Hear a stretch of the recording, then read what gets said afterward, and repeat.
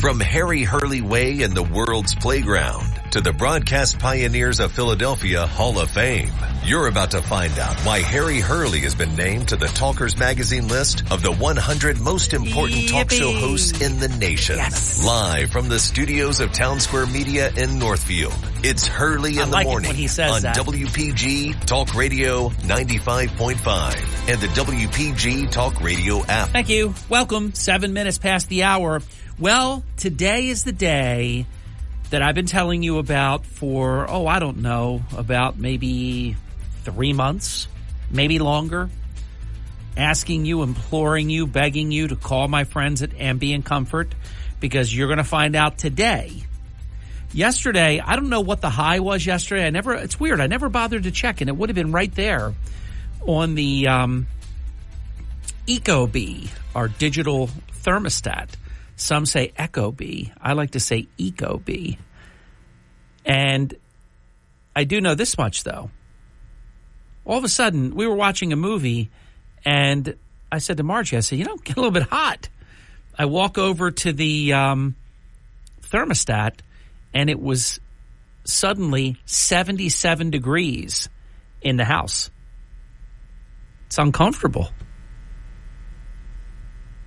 It's not scalding or anything, but it's not comfortable. So we put the air on, and we knew the air was going to work.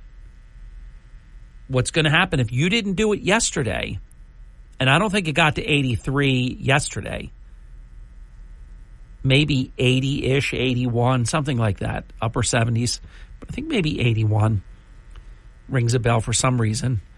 But today, 83. Tomorrow, 83. Let me check the rest of the week.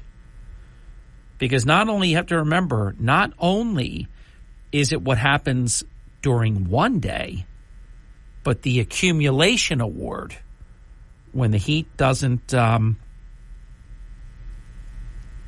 right, let's see. For Egg Harbor Township, I know this said 83 degrees yesterday. It now says 81 for the high. I just heard our statewide news, so there will be areas that will be more than that. So it goes beyond 81 today. Now, earlier I saw another day where it was supposed to be like 83. This now says 78. Then for the rest of the week, 68, 66, 61, 61, 62, 70, 71, 70, 68, 70, 69, 69, 69, and that's all the way out until Monday, 2 weeks from today. And can you believe, seriously, can you believe, is it Wednesday? I think it's Wednesday. It will be May. Whew. Wow. This year is it's ridiculous. And yes, the oak tree pollen in particular, tree pollen in general, grass pollen also. I didn't bother to look at ragweed. I don't seem to be bothered by ragweed or grass, but tree pollen, ooh, this is just getting brutal. I can't stand it. Anyhow, if you haven't called my friends at Ambient Comfort, we'll tell you about them later today during the program. AmbientComfortNJ.com, AmbientComfortNJ.com. Name it down, name it down, name it down. AmbientComfortNJ.com. Give them a call. They've got a very nice special if you're a new customer. You are, as they say, in like Flynn. You're not in like Flint. You're in like Flynn. Just like it's not bold-faced liar, it's bald-faced liar. Oh, I got a million of them. I could keep going. What sometimes people think something is versus what the line really is. Oh, we come bearing really, really, really good news. You ready? A lot of bad news. You ready for some good news? When you poll all of the candidates, now we could do head-to-head, but I'm never a fan of being dishonest on purpose. So your Democrat media, I can promise you, CNN, is going to be disavowing. They're going to be looking for like a Quinnipiac University poll. Yes, it's true. We could tell you about our own poll, but we'd rather not. We'll tell you about a Quinnipiac poll out of New Jersey. CNN. You ready? President Trump leads Joe Biden by a whopping 9 points. 9. You heard me correctly. 9. 42 Trump, 33 Biden, 16% Robert F. Kennedy, 4% Cornel West, and the Green Party candidate Jill Stein, 3%. Now, if you just count like fake like there's not the other three, do what the Democrat media likes to do. Just pretend that the other people aren't running. And let's poll unlikely voters and do more, deceiving things. Whatever makes you feel good. With just the head-to-head, but there's not such a thing. But let's lie. If there was such a thing, it would be Trump 49, Biden 43. Ready for this one? This measures intensity. When I tell you I was coming with good news, I was not exaggerating. President Trump dominates Biden by 32 points head-to-head, 65% to 30% among those who consider the economy deeply important to their vote, which is basically everyone. Wow. Here's another one in the CNN poll that I thought was just beautiful. 55% of those surveyed by the Clinton News Network view the Trump presidency as a success. You ready? Joe Biden, just 39% view Biden's presidency as a success. 61% view Biden's presidency as a failure. And I think it was only like 20-some% viewed Trump's presidency as a failure. Just think if there wasn't a whole lot of Democrats in there lying. Think how much worse these polls really are. Let's see. What else do I have in this CNN poll that's beautiful? Let's see. Oh, this is good. Trump carries large sway among independents, too. 51% of independent voters view Trump's presidency as a success, compared to just 37% to Biden. Wow. Republicans, 92% consider President Trump a success. Just 73% of Democrats say that Biden's presidency was a success. Ready for some more good news? Biden's approval has absolutely cratered on the economy. 34% approval rating, 29% approval rating on inflation. These are just huge. Let's see what else we have in this poll. I'm inside the tabulars. 65% of registered voters call the economy extremely important. And I think it's like another 20-some% call it very important. So it's like extremely important, very important. But let's just put that all in one important soup. It's delicious. Wow. You ready for this one? An overwhelming, this is a super plus majority. 70% consider the U.S. economy poor. Who are the liars? Who are you? Are you listening to me? You liar. If you don't admit that U.S. economic conditions are poor, you're a liar. You're not mistaken. It's not your opinion. You're a liar. Wow. Democrats, a majority, 53% of Democrats are dissatisfied with their personal finances. This figure jumps to an overwhelming 67% among the lowest income households. You know, Biden always says, I want an economy that works for everyone, from the bottom up and the middle out. Shut up, you liar. Horrific liar. I want to throw up in my mouth when I hear him say, I want an economy that works for everyone. You know, when I was in Scranton, my father just wanted a little bit more, just enough where you paid all your bills, and then you had just a little bit more after that. Shut up. God, I can't wait till he's gone. Goodbye. And I guarantee you within 6 months after him leaving the presidency, he's going to be drooling in a cup. God, these numbers are just awful.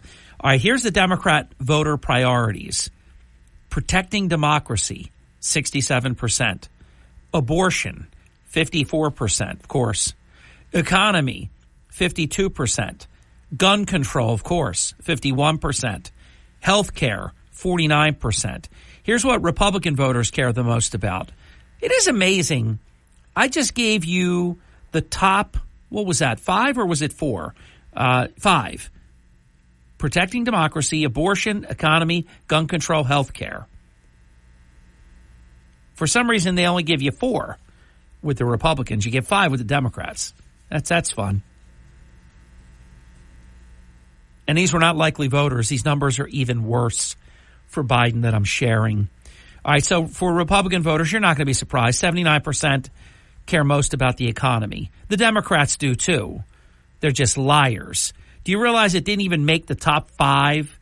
That means the best it could be with Democrats is 6th. God, you are liars. I can't stand the Democratic Party anymore. I used to say, you don't hear me say it anymore. I used to say there was good Democrats. Nuh-uh.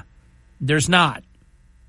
They're all bad because they're either all in on it or they're complicit or they remain silent. No good Democrats. You're all bad. And you're going to be really bad for the next 5-6 months. All right, so here we go. You heard of the Democrat ones. Republican voters care the most about economy, 79%. Border security, 71%. Neither of those in the Democrat top 5. Crime, 65%. None of these 3 are in the top 5. And democracy, 54%. So it was 79% economy, 71% border security, 65% crime, 54% democracy, protecting democracy. But you know how the Democrats mean that. They're a lie about that. That's their January 6th fake out, protecting democracy. Yeah, while you criminally try the leading candidate for president of the United States of either party, come on. Shut up. So there you have it. But I'm not done. I have more great news. So I will go from CNN to Gallup when we come back. Stay with me. Only one radio station was live when President Donald Trump visited Wildwood in 2020. Got to be well over 12,000 people here, probably closer to 15,000 and beyond. And now, as President Trump returns to Wildwood on Saturday, May 11th, only one radio station will be there again. That's right. WPG, Talk Radio 95.5. There's a mile-long line in the 4th Auxiliary area of tonight's event. Your official Wildwood Rally radio station is WPG, Talk Radio 95.5. Correct. Fox News commentary. South Dakota Governor Kristi Noem bragged about killing her hunting dog, and as a South Dakotan, I'm disgusted. I'm Tommy Lahren. More next. you can host the best backyard barbecue. When you find a professional on Angie to make your backyard the best around. Connect with skilled professionals to get all your home projects done well. Inside to outside, repairs to renovations. Get started on the Angie app or visit Angie.com today. You can do this when you Angie that.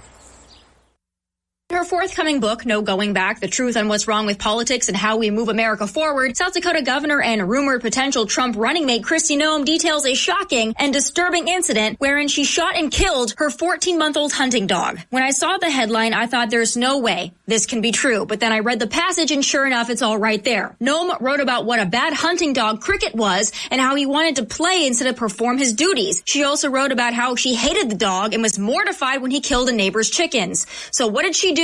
She shot him. The story was supposed to highlight how Noem is unafraid to make hard decisions, and to say that didn't land is a major understatement. As a South Dakotan, as a dog lover, as a decent human being, I am thoroughly embarrassed.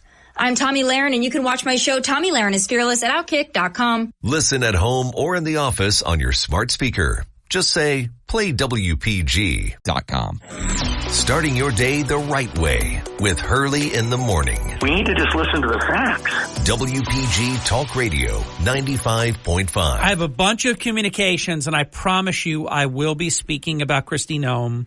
I was speaking about Kristi Noem today after the bottom of the hour break, already set in stone. I'm doing a monologue on it. I've been following the whole issue. I've been following more than just Kristi Noem, dog killer. Can you believe I said that? And that it's true? Admitted dog killer. I don't know about you. I don't care how bad the dog is. You know, Cricket's a bad dog, bad hunting dog, and killed some chickens or something. That's not how you do it. I think I have sort of a rationale for why she did it and why it self-reported. We'll get to that, I promise. But I want to stay on course here. All right, so just if you could frame that CNN poll and just keep that forever like that, man, this would be a phenomenal situation. You know, when Colin, what is his name? Is it Jost? It's not Yost, right? It's Colin Jost.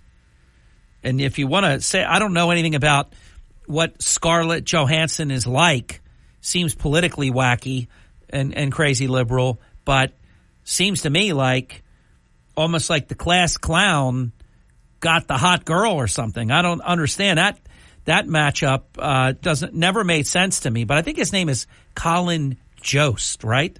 For some reason I want to say Yost, but I think it's Jost, Jost. I'll get to him as well. The not funny Colin Jost, who was afraid to roast Joe Biden, but of course not afraid to roast President Trump. They should have invited President Trump. If you're going to roast him, invite him and let him speak. All right, so we went from CNN, where President Trump leads Biden by 9 points, and all of it is just really, if you missed it, listen to the podcast later today. I did like 15 minutes at least on it. It was a really good, I think, good segment. Well, get ready for this one.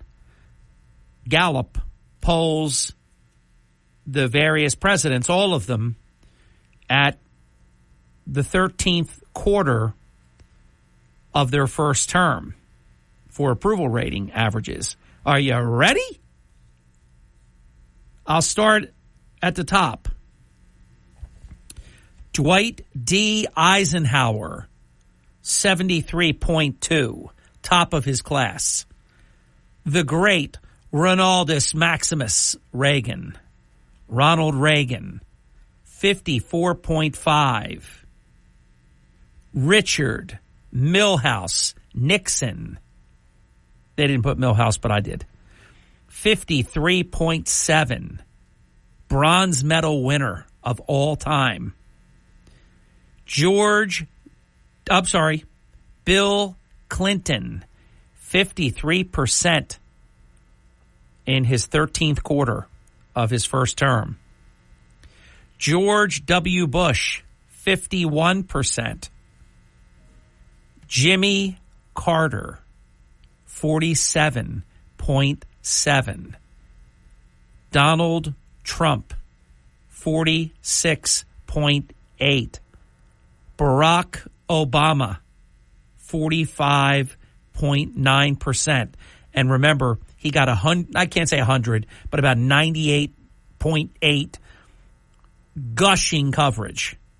Trump got about 98% hyper negative coverage and still was a point ahead of him. Pretty amazing. Nobody tells you these things. That's why I'm here for 32 years. George H.W. Bush, 41.8%. And think about this one. The bottom of the heap, bottom of the barrel, last place finisher. He finished worse here than he did in his law school graduating class, where he was probably in like the bottom 15%. And he does, I was first in my class. Oh, really? Okay, so the bottom is the top, right? Did you finish first in your class when you drove an 18-wheeler in your cap and gown to pick up your diploma? Is that the one?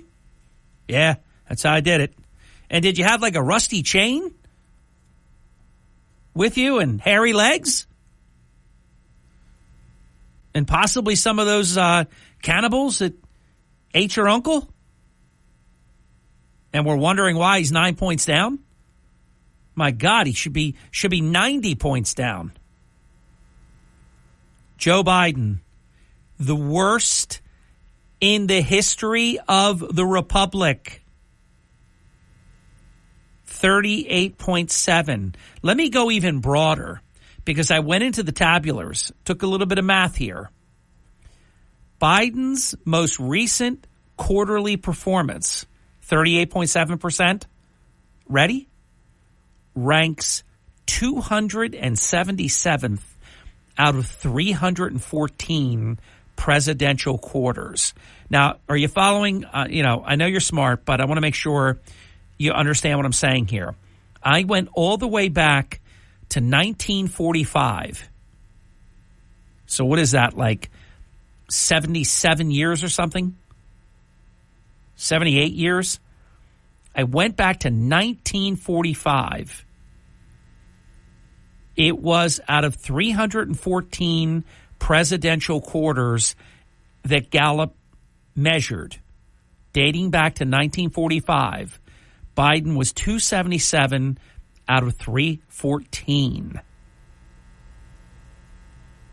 He's at the bottom 12% of all presidential quarters ever. And in this one, he's the worst president in polling history. I told you he's the worst president in history. I wasn't lying. Congratulations, Joe Biden. You are the worst president in history. And now I have I'm going to keep this in my briefcase. Now I have, when Democrats call me a liar, like they like to do. Oh, he just lies. Yeah, about what? Name one thing. That used to paralyze them. Just name one thing. They used to call me. They don't call me anymore. I'd say, okay, I'm a liar. Just name one thing I lied about. Oh, everything. Oh, okay, everything then. Then that's really easy then. Just pick one. Pick one thing I lied about. Paralyzed. Joe Biden, the worst president in history. And now there is polling data to back it up. This is the Town Square, New Jersey Info and Weather Network. Yep. Harry Hurley. 3 stories that you can follow on our WPG Talk Radio 95.5 app. The mayor and his wife, Atlantic City award winners 1 year ago, no shows this past Saturday night. Wonder what's changed. Atlantic City area Storybook Land, huge national honor winners, and a famous actress born in New Jersey shined in the movie Grease. I write about her. From the Town Square, New Jersey Info and Weather Network, I'm Chief Meteorologist Dan Zarrow. A warm summer-like day to start the new work week. Grab the t-shirt and shorts, and you might need to flip on the air conditioner. High of 83 this afternoon with mostly sunny skies. The coast will be the cool spot as usual. Partly cloudy tonight, comfortable with possible fog, low of 59. Tomorrow, look for a mix of clouds and sun. Our high crashes to 74. Chance of showers and thunderstorms developing tomorrow night. Get weather 24/7 wherever you are. Download our free mobile app today. This is an important safety. You're waking up with Hurley in the morning. WPG Talk Radio 95.5. Hurley in the morning. Harry Hurley is the only person on the radio who isn't afraid to speak the truth about what's really happening in Atlantic City. WPG Talk Radio 95.5. Thank you. Welcome back. It's 39 minutes past the hour on the Hurley in the Morning program. I want to pose a question to you because I really think this can be a very simple decision. Remember how the media tried to tell us that Jimmy Carter was going to be reelected to a second term, and it was just a matter of how much was he going to win by? Reagan couldn't win. Reagan was dangerous. He was a cowboy. He was going to get us into wars. He was a nuclear threat. I mean, you know, almost like everything they say about Trump. And they told us that Carter was going to win. Well, of course, Reagan went on to an absolute electoral landslide and a popular vote landslide.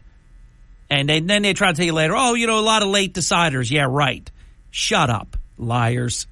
You just lied the whole way through. And then when it's all over, you try to come up with an excuse for why you were so spectacularly wrong. I really believe this election is going to come down to the following. The simple thing is to say that, you know, are you better off now than you were 4 years ago? And, I mean, only illegal aliens could say yes to that. Are you better off than you were 4 years ago? Yeah, damn right I am. Yep, right here. Illegal here. I got EBT debit card, free rent, free cell phone, rent assistance, furniture, best health care in the world. Yeah, I'm better off than I was 4 years ago. So illegal aliens can answer that question, yes. I will concede that. Joe Biden, if only illegal aliens could decide who will be the next American president, it would be Joe Biden with sort of Putin-like numbers. It would be a spectacular victory. No doubt about it. But I want to make it an even simpler question. Who was the better president? Trump or Biden? That's all. And everybody knows the answer to that. You may lie out loud, but you know the answer to it. Now, let me bring up, I don't believe in coincidences, but I don't know what to make of this, what I'm about to share. Remember when Mitt Romney was the Republican nominee for president? And by yes, he turned out to be an incredible jackass. But he was the Republican nominee for president, and the media made a very big deal. He had a doggy condo. I called it that. I don't know what they called it, a carrier, a cap, whatever they called it. But I called it a doggy condo. It was very elaborate. I didn't think it was the right thing to do, but I thought that the media was lying about what it was. Like what was the movie? One of the like Christmas Vacation or something, Chevy Chase movies, and you have that whole wing of the family, and they had the grandmother, and then they had her in the rocking chair on the top of the car, and they drove with her like that. They tried to make it seem like throw mama off the train, you know, the granny on top of the luggage rack. But it really was a dog condominium. It was very nice. I didn't like it. I wouldn't have done it, but I thought he was treated unfairly. I guess she's self-reporting because it was going to come out. And, you know, there's an old expression about get your bad news out yourself. Kristi Noem, in her upcoming book, which I won't read, I'm not a Kristi Noem hater. It's just she's she's just turning me off. These commercials when she's like a dentist and a construction worker. By the way, terrible jeans that she has on in that commercial, but I digress. And just all these different things, and spending taxpayer money to promote herself nationally. I'm turned off by that. I don't like it. She's governor of South Dakota, but she's angling to be the vice president of the United States. So you hear it straight from me.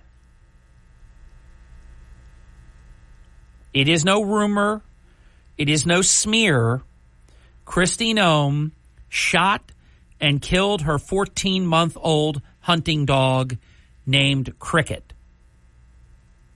Somehow she thinks this bolsters, I don't know, her bona fides as being tough, or I don't know what. But I'm wondering, Don Hurley asked me, can she be criminally charged? Now, I don't know the law in South Dakota. If you have a dog and the dog is violent and the dog could hurt people or other animals, her dog, she says, killed chickens.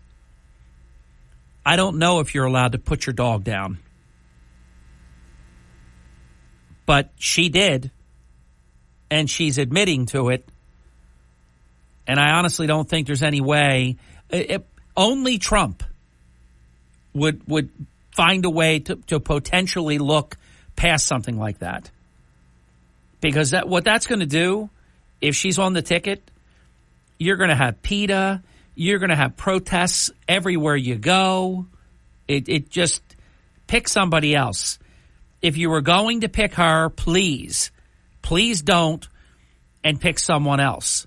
I am going to look into the laws in South Dakota and try to find out if you're allowed to do what she did. Now, I want to give her credit for not being an idiot. She's the governor of South Dakota, and she shot and killed her 14-month-old dog, hunting dog Cricket.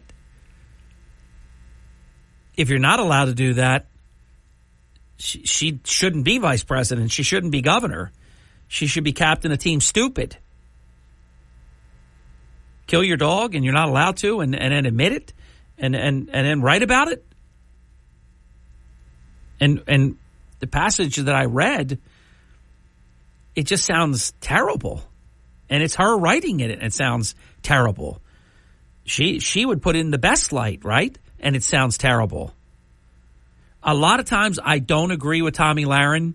A lot of times I do agree with Tomi Lahren. I would say I'm about 50-50 with her, and maybe even better than that. Maybe like 60-40, 70-30. But a number of times I don't agree with her even a little bit. I do agree with her on the dog.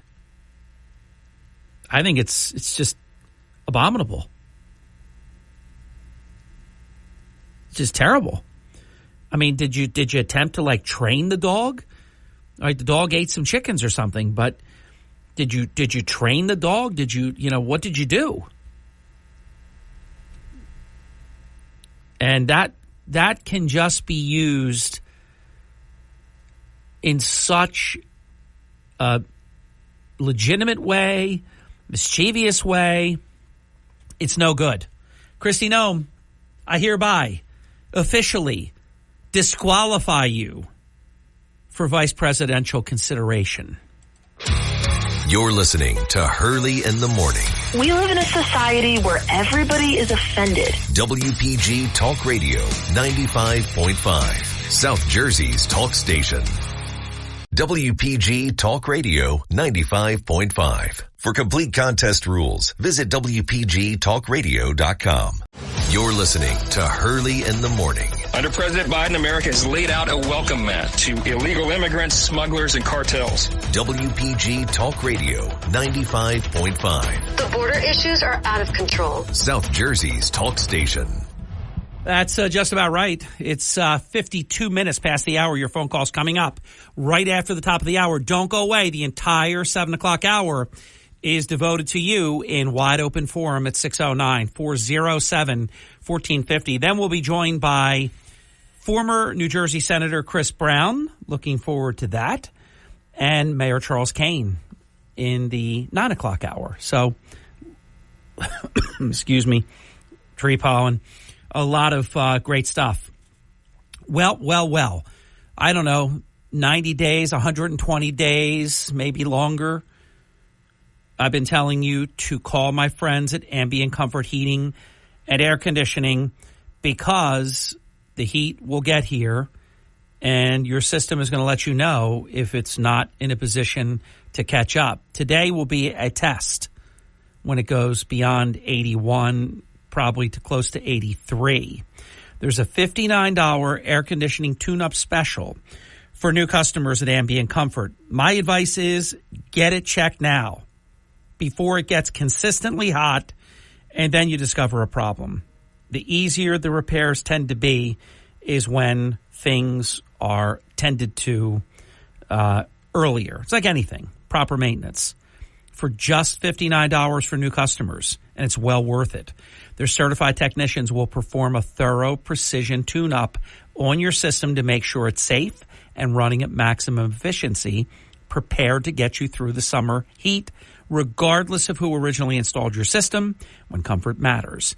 Choose who I choose. Choose Ambient Comfort. Schedule your tune-up now at ambientcomfortnj.com. Imagine how many calls you're going to get today. By about the middle of today, when you realize your house is about 80-some degrees inside. We got up to 77 yesterday inside the house with the curtains pulled in the front of the house. Would have even been hotter, I would imagine. But we do have the East Coast Roofing Siding windows, so we're pretty fortunate about that. The home stays cooler in the summer, warmer in the winter. It's really, it's a blessing. But choose who I choose. Choose Ambient Comfort. 609-568-0955, 609-568-0955 for your $59 air conditioner tune-up. For new customers, tell them Harry Hurley in the morning sent you. I mentioned that the White House Correspondents' Dinner was a disgrace. It really was. Just awful. They can't, and I'll tell you what my takeaway is. The Washington Press Corps knows that was Joe Biden's last White House Correspondents' Dinner. Donald Trump himself, no surprise, delivered a scathing review of Saturday night's White House Correspondents' Dinner and its host, Saturday Night Live's unfunny Colin Jost. Isn't it funny when your job is to be a comedian and you're not funny? I would think that's a problem. I don't know what to equate that to. I guess if you were like a wide receiver and you had two cinder blocks for hands and you can't catch. I mean, comedian not funny, receiver who can't catch, swimmer who can't swim, runner who can't run. I guess we could just, Shecky Green, I got a million of them. Quote, the White House Correspondents' Dinner was really bad, Trump wrote. Colin Jost bombed, and Crooked Joe was an absolute disaster. Doesn't get much worse than this. I love it. Oh, my God. Both Biden and Jost directed a number of pointed barbs at Trump throughout the night. What's all they got? They can't do, like, for example, that's the guy at the dais. You're supposed to roast the president. You're not supposed to roast the guy that's not there. If you remember, Trump did attend the 2011 dinner.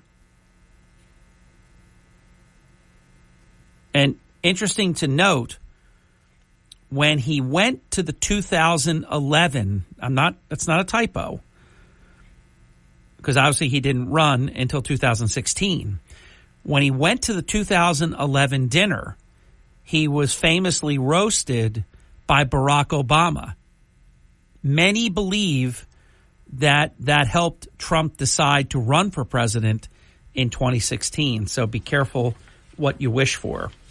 Colin Jost, unfunny comedian. Joe Biden, incoherent man. Nothing good. Nothing good about any of that. Now that the trial is, underway, and it shouldn't be underway, but it is, I wanted to give you, in the last couple of minutes of the hour, some of the things that are my takeaways. I didn't see, because I was working here and then I was working for Fox News, so I didn't see Ronna Graff, who I know. I worked with her for many, many years, not just the 2.5, 3 years that I was directly involved, but for years after that. Anytime that I would put a request in to President Trump to do an interview, to contribute, as he did every year, to the Hurley in the Morning charity, I would go through Ronna. She testified, and she brought out, and I didn't know this, that Stormy Daniels may have auditioned for The Apprentice. So how bad could Donald Trump be if she wanted to be on The Apprentice? Kind of interesting. And also David Pecker, I know he's their number one witness, even more so than the convicted liar, what's his face, Cohen. David Pecker, I think, net comes out a huge witness for Trump, not for the prosecution. That was another takeaway that I had. Another takeaway that I had is this Juan Merchan's gag order that only applies to Trump. It is so incredibly unconstitutional, unprecedented, and just awful. And another thing, Merchan is required by New York law. He was required to recuse himself because of his daughter's Democrat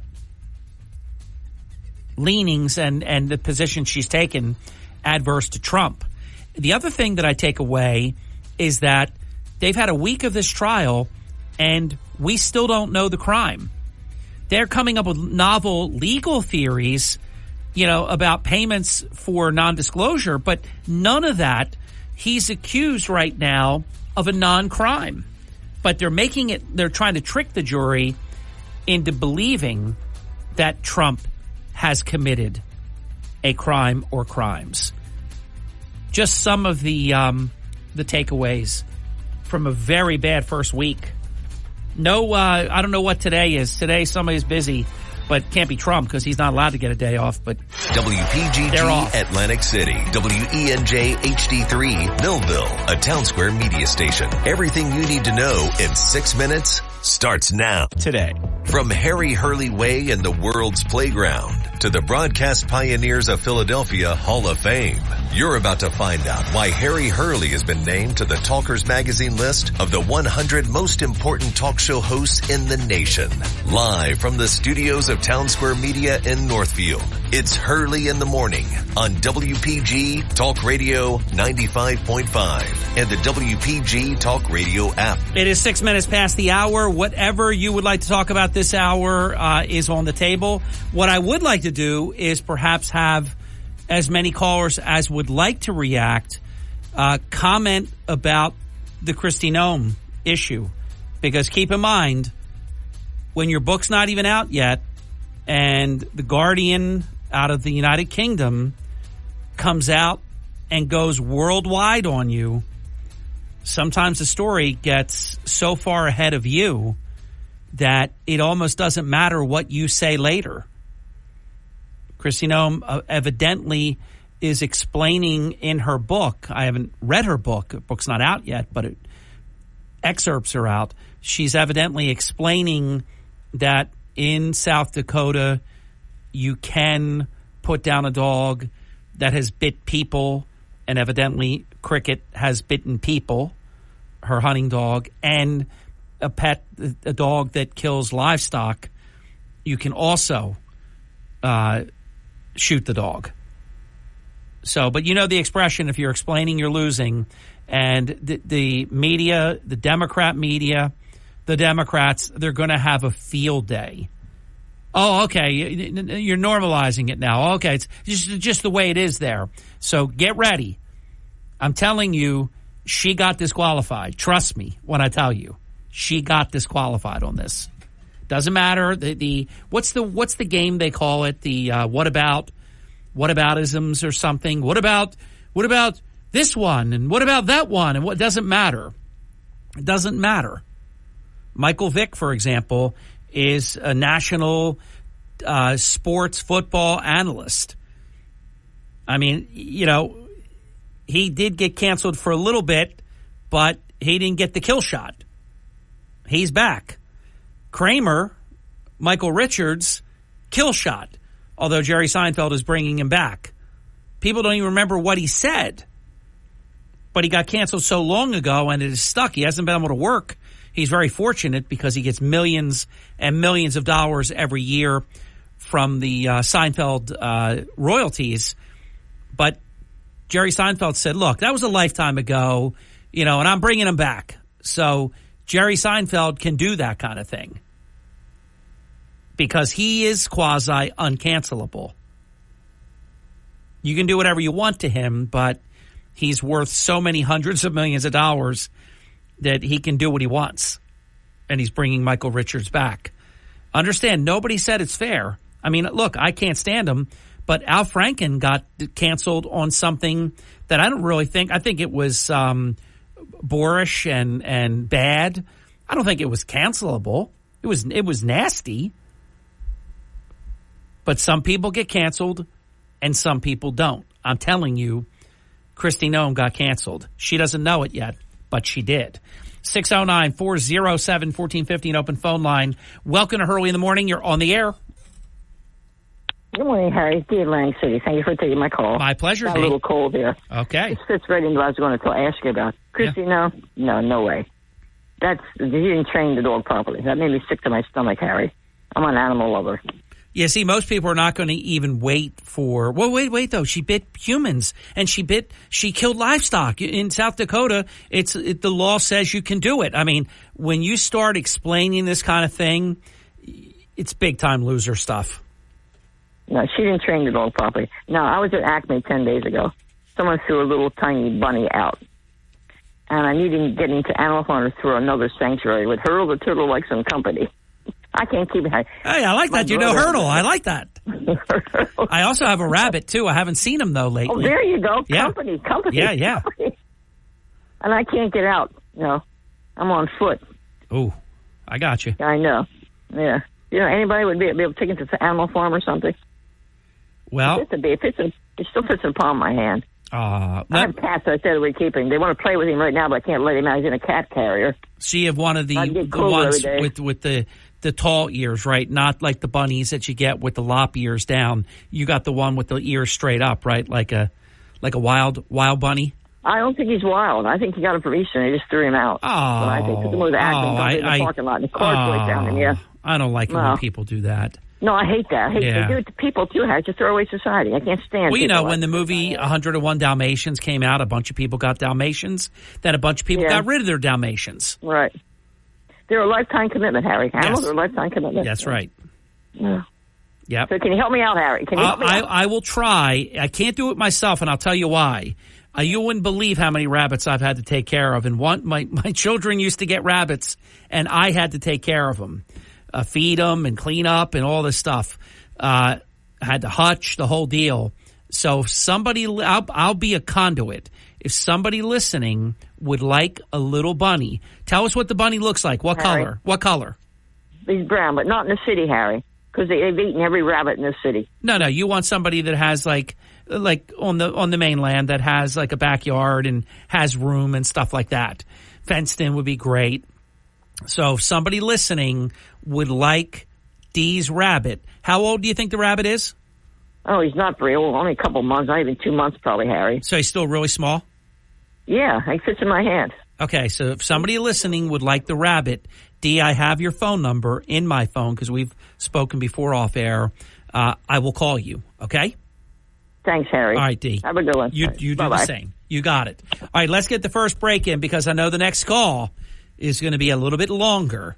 We'll be back. Don't go away. It is the Hurley in the Morning program. Anybody want that little bunny? I could see somebody coming through for D. I love to be the middleman to make transactions happen. We'll be back. You're waking up with Hurley in the Morning. I'm looking for trustworthy news. WPG Talk Radio 95.5. Right here, right now.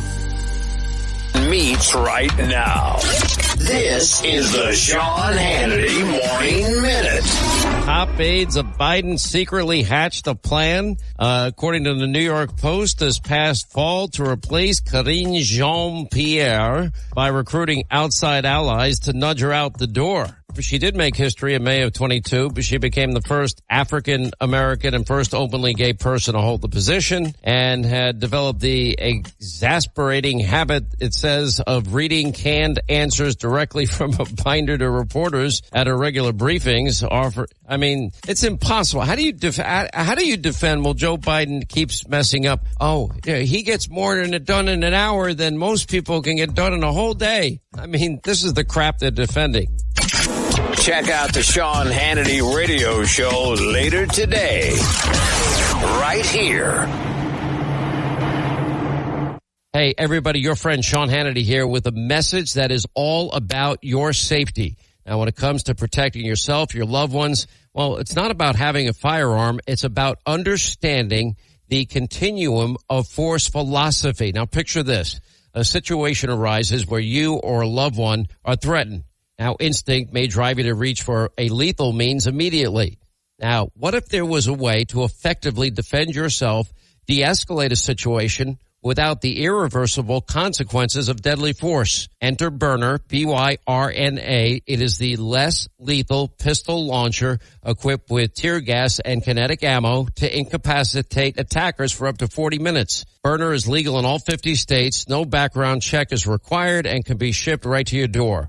Now, Byrna is proudly American, manufactured in Fort Wayne, Indiana. Just go to Byrna.com/Hannity. Right now, you'll get 10% off. That's BYRNA.com/Hannity. You're listening to Hurley in the Morning on South Jersey's talk station, WPG Talk Radio 95.5 and the WPG Talk Radio app. You're listening to Hurley in the Morning. I'm from Margate. EHT. Galloway. Mays Landing. Listen at home or in the office on your smart speaker. Just say, play WPG. I'm having so many conversations off air about this Kristi Noem thing. My position is simple on this. When you're explaining you're losing, the Denny Levinson doctrine is in effect. Whatever you want to say, oh, no, it's explainable. It's the law in South Carolina. The dog bit people. Once you're on the record that you shot and killed your 14-month-old dog, it's really hard.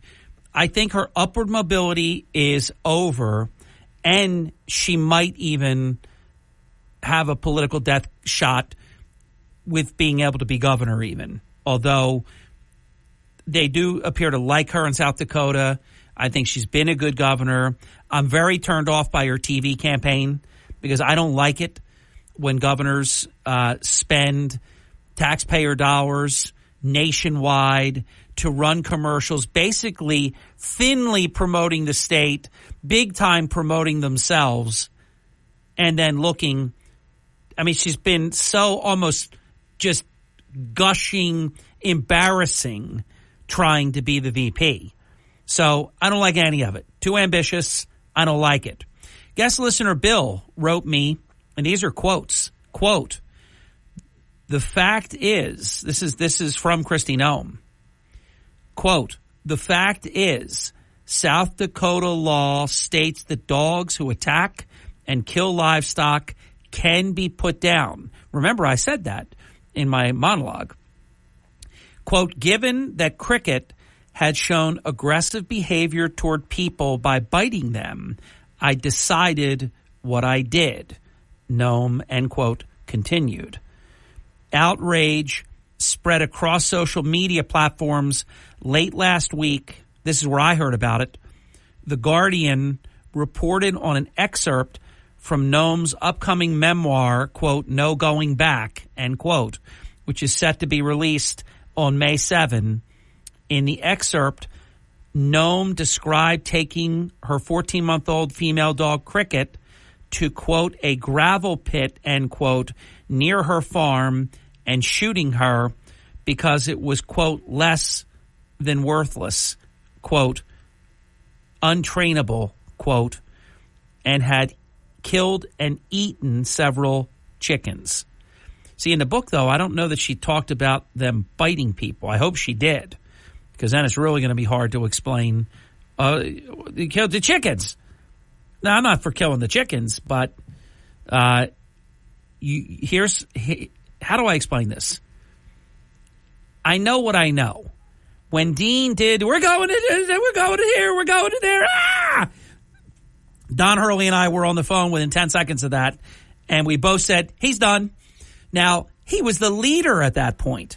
He was winning the thing, winning the Democrat nomination, and even ahead of the whole darn thing. And I knew it was over then. And there are these moments that, whether it's fair or not, are career enders.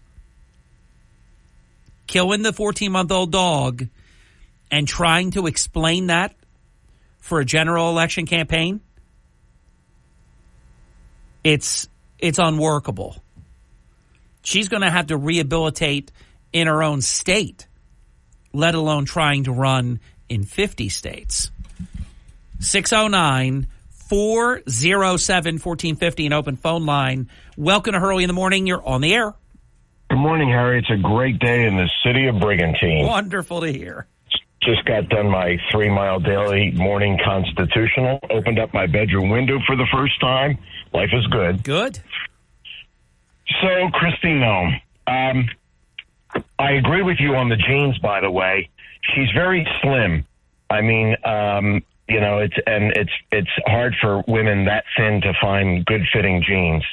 I like Kristi Noem. Would I have done what she did? No. If Donald Trump chooses her as his running mate, am I not going to vote for Donald Trump because of this incident?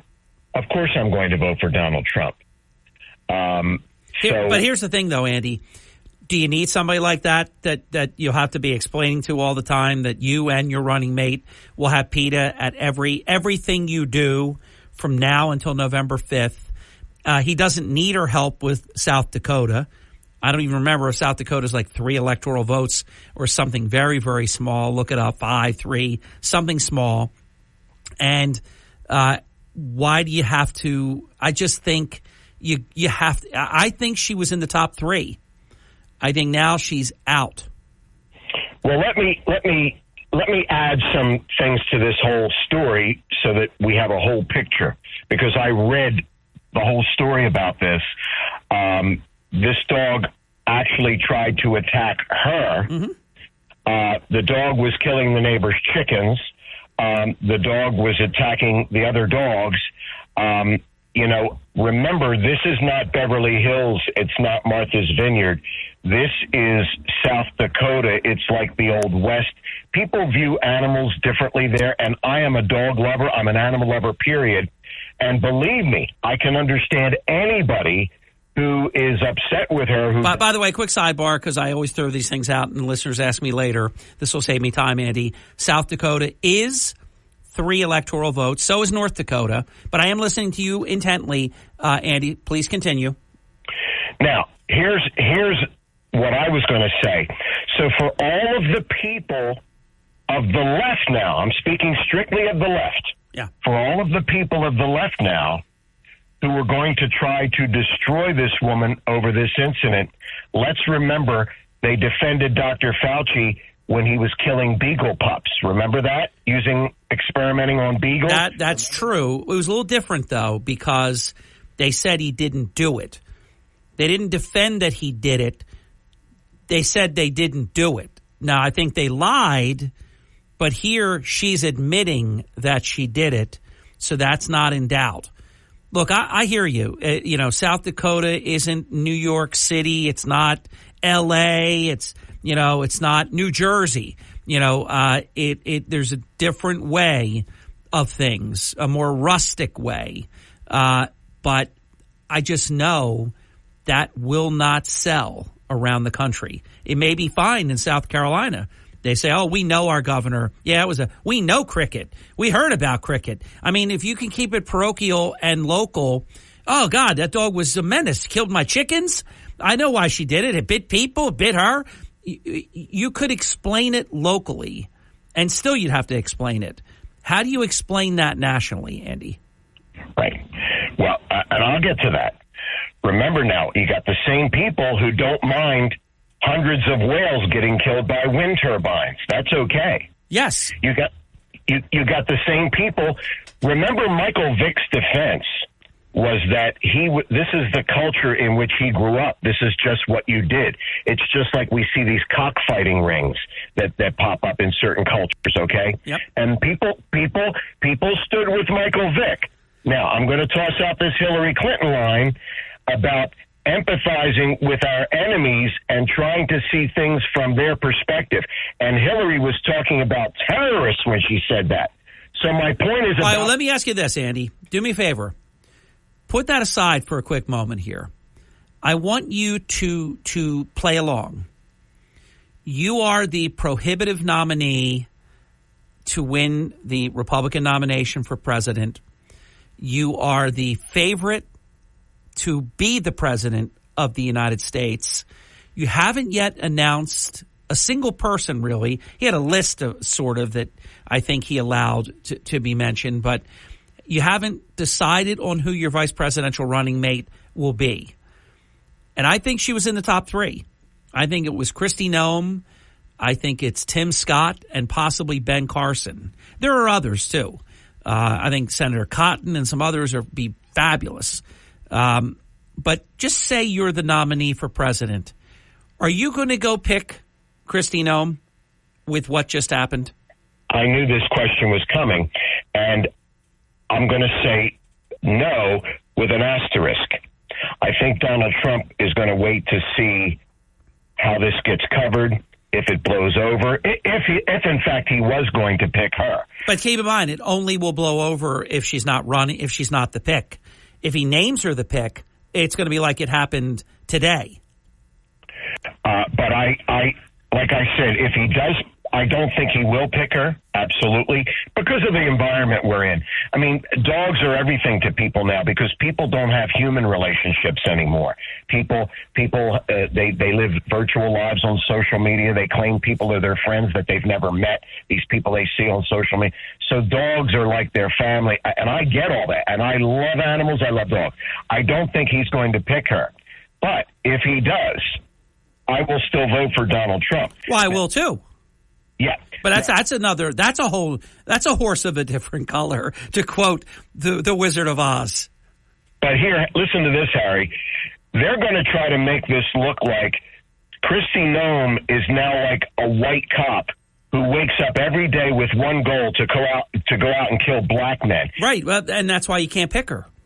This is like this is some pattern of behavior with her. She's been slaughtering animals up and down, South Dakota for years. I mean, look, keep in mind though, when they just read the book, she took her dog, 14-month-old hunting dog, Cricket, to the gravel pit.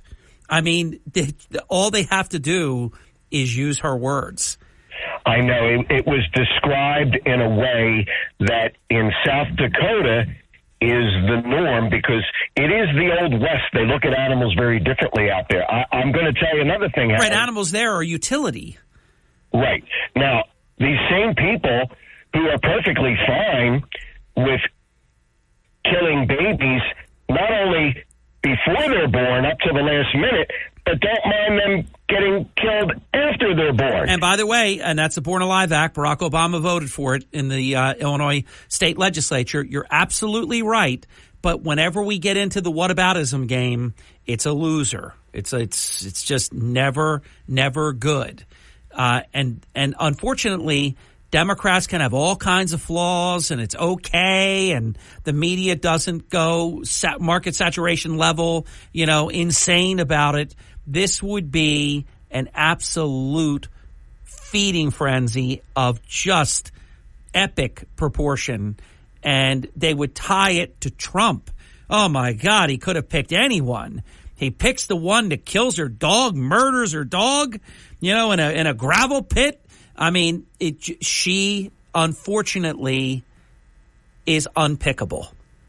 10 seconds, Harry. Yes, sir. Or more if you have it. But what would you say would happen if the Secret Service shot Joe Biden's German Shepherd who was biting everybody? What do you think would be the defense of Joe Biden and the Secret Service? Well, it's true. It would be defended. And probably there were times when it was warranted or darn near warranted. I mean, I think they have somewhere in the neighborhood of 20 bites. So it would be defended.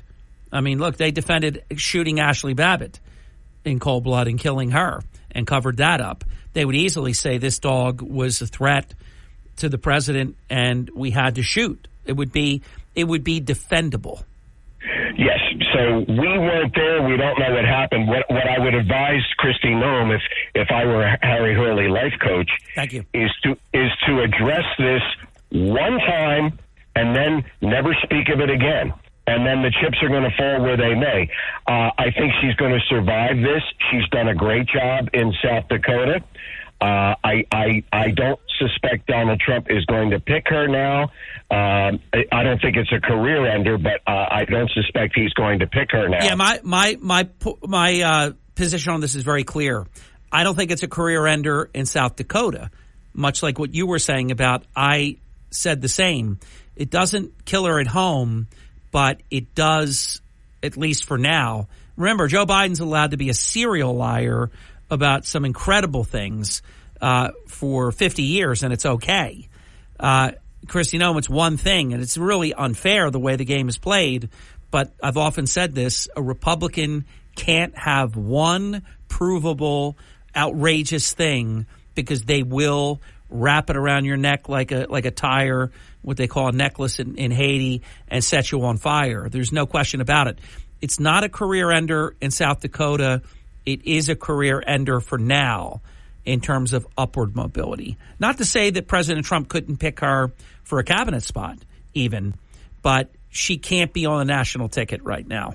Well, remember too that Donald Trump, long before he was president, spoke in that video with Billy Bush about grabbing women by the what. Yeah. But Joe Biden actually did it to Tara Reid, and he's sitting in the Oval Office. Yeah, and she lives in Russia now because she's afraid for her life.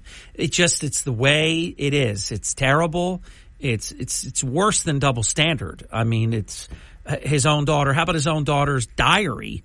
What she says. Now, that diary was available to be made public, and Biden's Justice Department and law enforcement moved in to make sure it would never become public. You think with Trump they would have ever been able to pull that off? Where they can say, oh, no, this was gotten wrong. It's like when Ted Kennedy, there was something really bad. But they said, no, it's the way they got the letter. And then they only covered the way they got the Kennedy letter, not what was in the Kennedy letter. And the same thing with Tara Reid, the same thing with Joe Biden's own daughter, who has alleged things that I'm not even going to speak. They're so horrific. But this is it. But Kristi Noem, yeah, she's got to answer. It's what is it like? Carlo had to, he had to answer for what he did in the Godfather, and he got to go. You're the next caller right after the break. Please don't go away. It's 35 minutes past the hour. Senator Chris Brown, 30 minutes away. This is the Town Square, New Jersey Info and Weather Network. Thank you, Harry Hurley. 3 stories that you can follow right now on the WPG Talk Radio 95.5 app. Mayor and wife, Dateline Atlantic City. They were Atlantic City Award winners last year at the NAACP. I've been told no shows this year. Has something changed that I'm not aware of? Atlantic City area's own Storybook Land, huge national honor, earned and well-deserved, and a famous actress. You all know her, but I don't. From the Town Square, New Jersey Info and Weather Network, I'm Chief Meteorologist Dan Zarrow. Radar's all clear as we start this Monday morning, but it's still damp in spots due to wet roads, fog, and mist. It is going to be a very warm day, high of 83, with mostly sunny skies. The coast will be the cool spot. Comfortable tonight, partly cloudy with possible fog, low 59. Clouds and sun tomorrow, cooling down to 74 with a chance of nighttime showers and thunderstorms. Those showers may continue through Wednesday morning. Get weather 24/7 wherever you are. Download our free mobile app. Enable our skill and tell your smart speaker, play WPG. Free. Hurley in the morning. They always have great conversation. WPG Talk Radio 95.5. We're having one right now. I think a very important one, incidentally, and a very objective one. 40 minutes past the hour on the Hurley in the Morning program. Former New Jersey Senator Chris Brown will join us next hour. Mayor Charles Kane today in the 9 o'clock hour. It's going to be a great morning, and you've already made it such. Open phone lines right now at 609-407-1450. I hope you'll check in. Welcome to Hurley in the Morning. You're on the air. Good morning, Harry. How you doing? Peter, I am well. Thank you.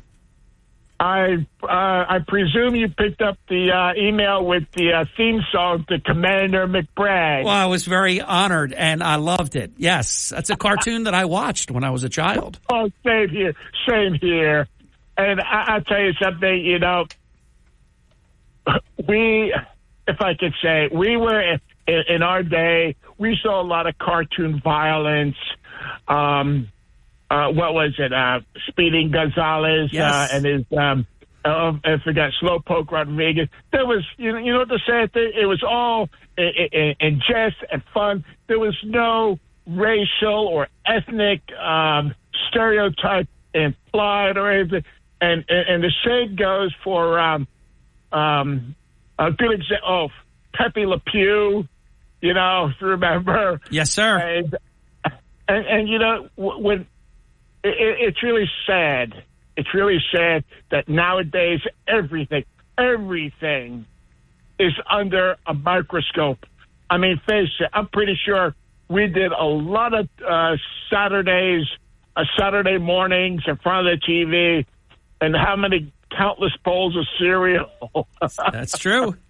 And you know, that was one of the best things about growing up in our day. You know, Saturday, that was Saturday morning was cartoons. You know, after going to school all week or whatever you were doing, you looked forward to it. And not just that, you watched it, of course, for one reason, and that's when they were made, for entertainment. And remember, you had Gene London, which I still pinch myself that we actually became really good friends. I don't mean fake friends, like what Andy was talking about, how you just say you're friends. We actually became really good friends. My mother and my father wouldn't believe that could ever happen. I mean, these people that we grew up with. Remember Officer Joe Bolton and the Three Stooges? Now, that came on, if I remember correctly, that wasn't Saturday morning. That came on in the afternoon, right when the kids would get back from school. Yeah. And who could forget WPHL Channel 17, Willie Weber? And I got to know him, too. Absolutely. Oh, yeah. And who could forget, what was the you're going to really, it was Speed Racer, Marine Boy. Oh, you can't forget. I'm sorry. You had Gigantor. You had Tobar, the Eighth Man. How about that one? Yeah, but I remember when he needed his little. He's like, they weren't cigarettes, but they were like little. You could say pick me up for energy. But no, that kids started.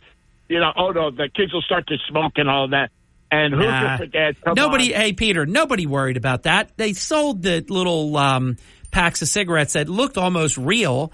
Then you put them in your mouth, and they had a little red thing at the end, but it was just colored sugar or whatever. And you could blow them, the bubble gum ones, you could blow them, and the powder would puff into the air. That was all done on purpose. And it was just fine. Yeah, how about Voyage to the Bottom of the Sea? How you know what was so fun about it? How corny it was. Fantastic. Sometimes when it was bouncing around down towards the bottom, it was so bad. And it's sad. It's really sad. First of all, the original, the series was came after, of course, the movie with Walter Pidgeon as Admiral Nelson. They had to, you could say, fix the setup a little because, make it a little bit smaller and everything, for, of course, money reasons and all. But you got to say, it was fun to watch and everything. Peter, let me add one more because it's a very good ad by my sister Karen. And the week was wrapped up with The Wonderful World of Disney on Sunday nights. And that was also on purpose because school was the next day. And it was a great thing with Walt Disney, and he'd give his little talk, and then he'd introduce what they were going to show that night. That was also a great end to the weekend.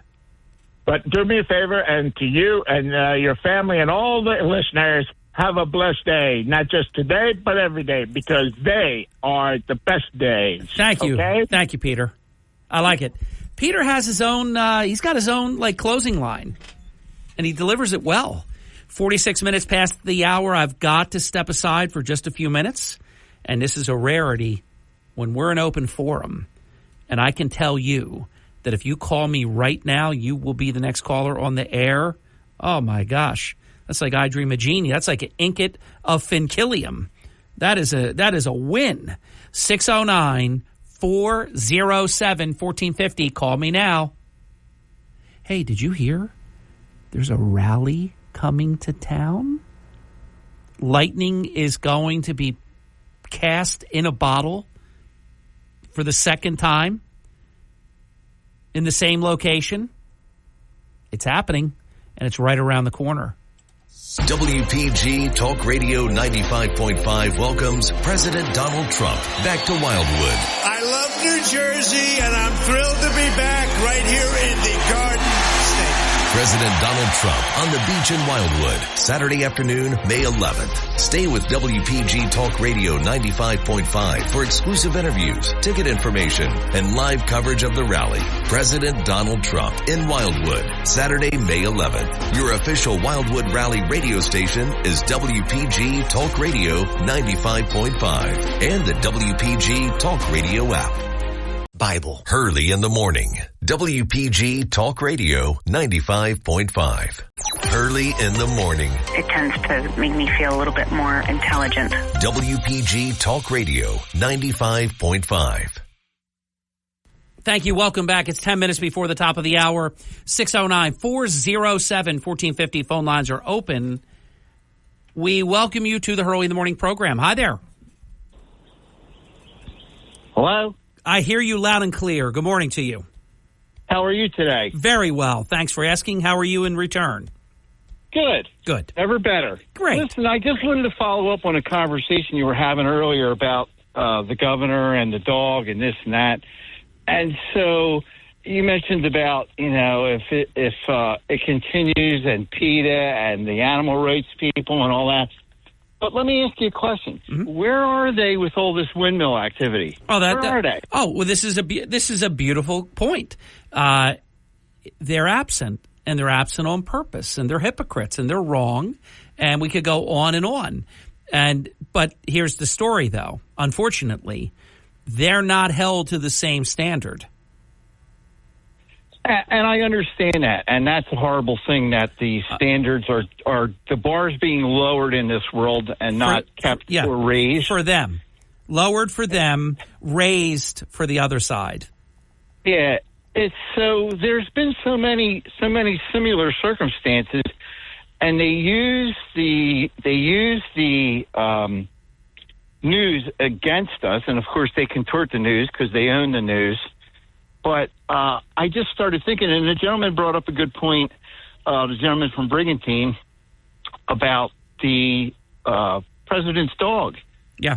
And that the president's dog has bitten all kinds of people, at least 6 or more Secret Service agents, other people.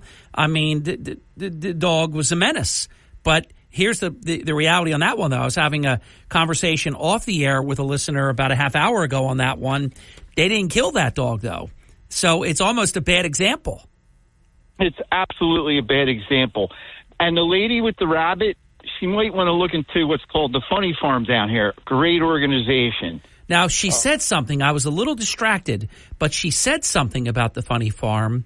And I'm almost positive that Dee didn't want to go that route.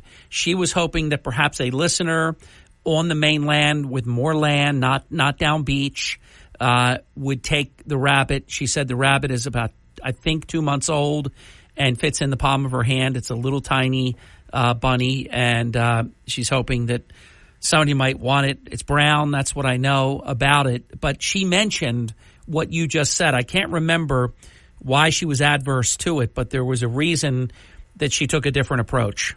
Yeah, that's a really fine organization, and they actually had a booth at the Bayfest on Saturday, and the woman who started it actually published a book, which my wife just recently read.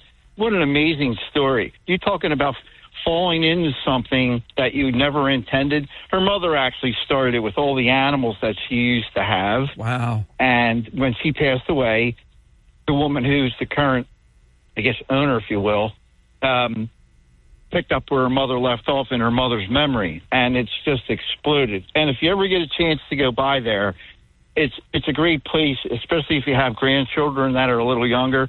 Great place to take them and let them pet the animals, and the gal's doing a great job. Anyway, listen, have a great day and make the most of every minute. Oh, isn't that true? Thank you for that. I really appreciate your call. I think you're awesome. Thank you. No problem. All right. Thank you. Call again. What a nice call, and what a nice message. Senator, feel free to come in. Don't mind me. I'm just doing the show here. Senator Brown is here because he's always early and never late. He's never been late that I'm aware of, and we've been interviewing him for 32 years. Yes, long before he ever knew he would be a senator. Wow, 32 minus, let's see, I think he's like 78. 78 minus 32. Yeah, the math works. 609-407-1450. Now, he's a few years younger than me. 609-407-1450, an open phone line. Welcome to Hurley in the Morning. Glad you called in. You're on the air. Good morning. Morning. Hi, this is Gabriel for Atlantic City. Good morning. I just Harry, want to say to everybody, be proud of your country. Yeah. Be proud. Yeah, I am. Well, I know you. Yeah, no, I just want to. About the Americans. I felt compelled. Be proud. Yeah. It's kind of ironic. I guess some relatives. Well, look, I mean, here's the irony of it. Look at these folks that we have now at universities that you spend anywhere from $65,000 to $100,000 and some $1,000 a year, depending on how many credits and exactly what alleged higher, Institute of Learning we're speaking about. And they're literally having on their campuses Death to America. I think it was Harvard. Don't quote me, but somewhere in my stack of stuff here, I have the university. I think it's Harvard. They took down the American flag and they put up the Hamas flag.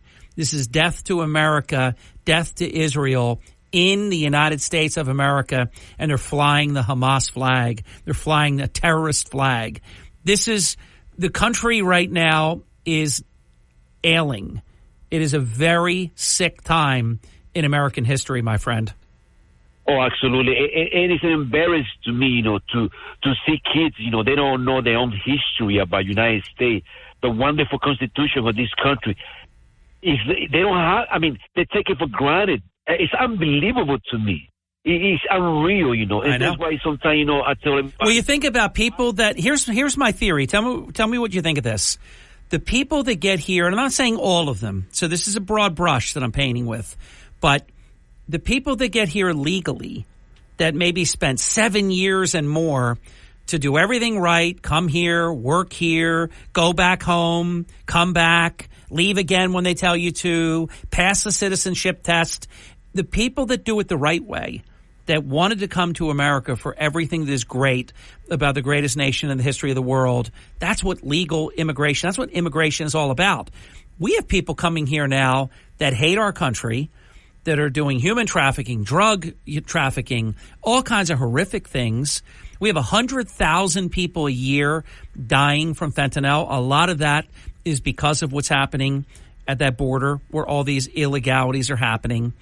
But the people that we let in on the cheap, that get the EBT debit cards and get the free cell phones and the free apartment and the best Cadillac healthcare medical benefits in the history of the planet, they don't appreciate it. They hate us, but they take every kindness that we extend. Absolutely.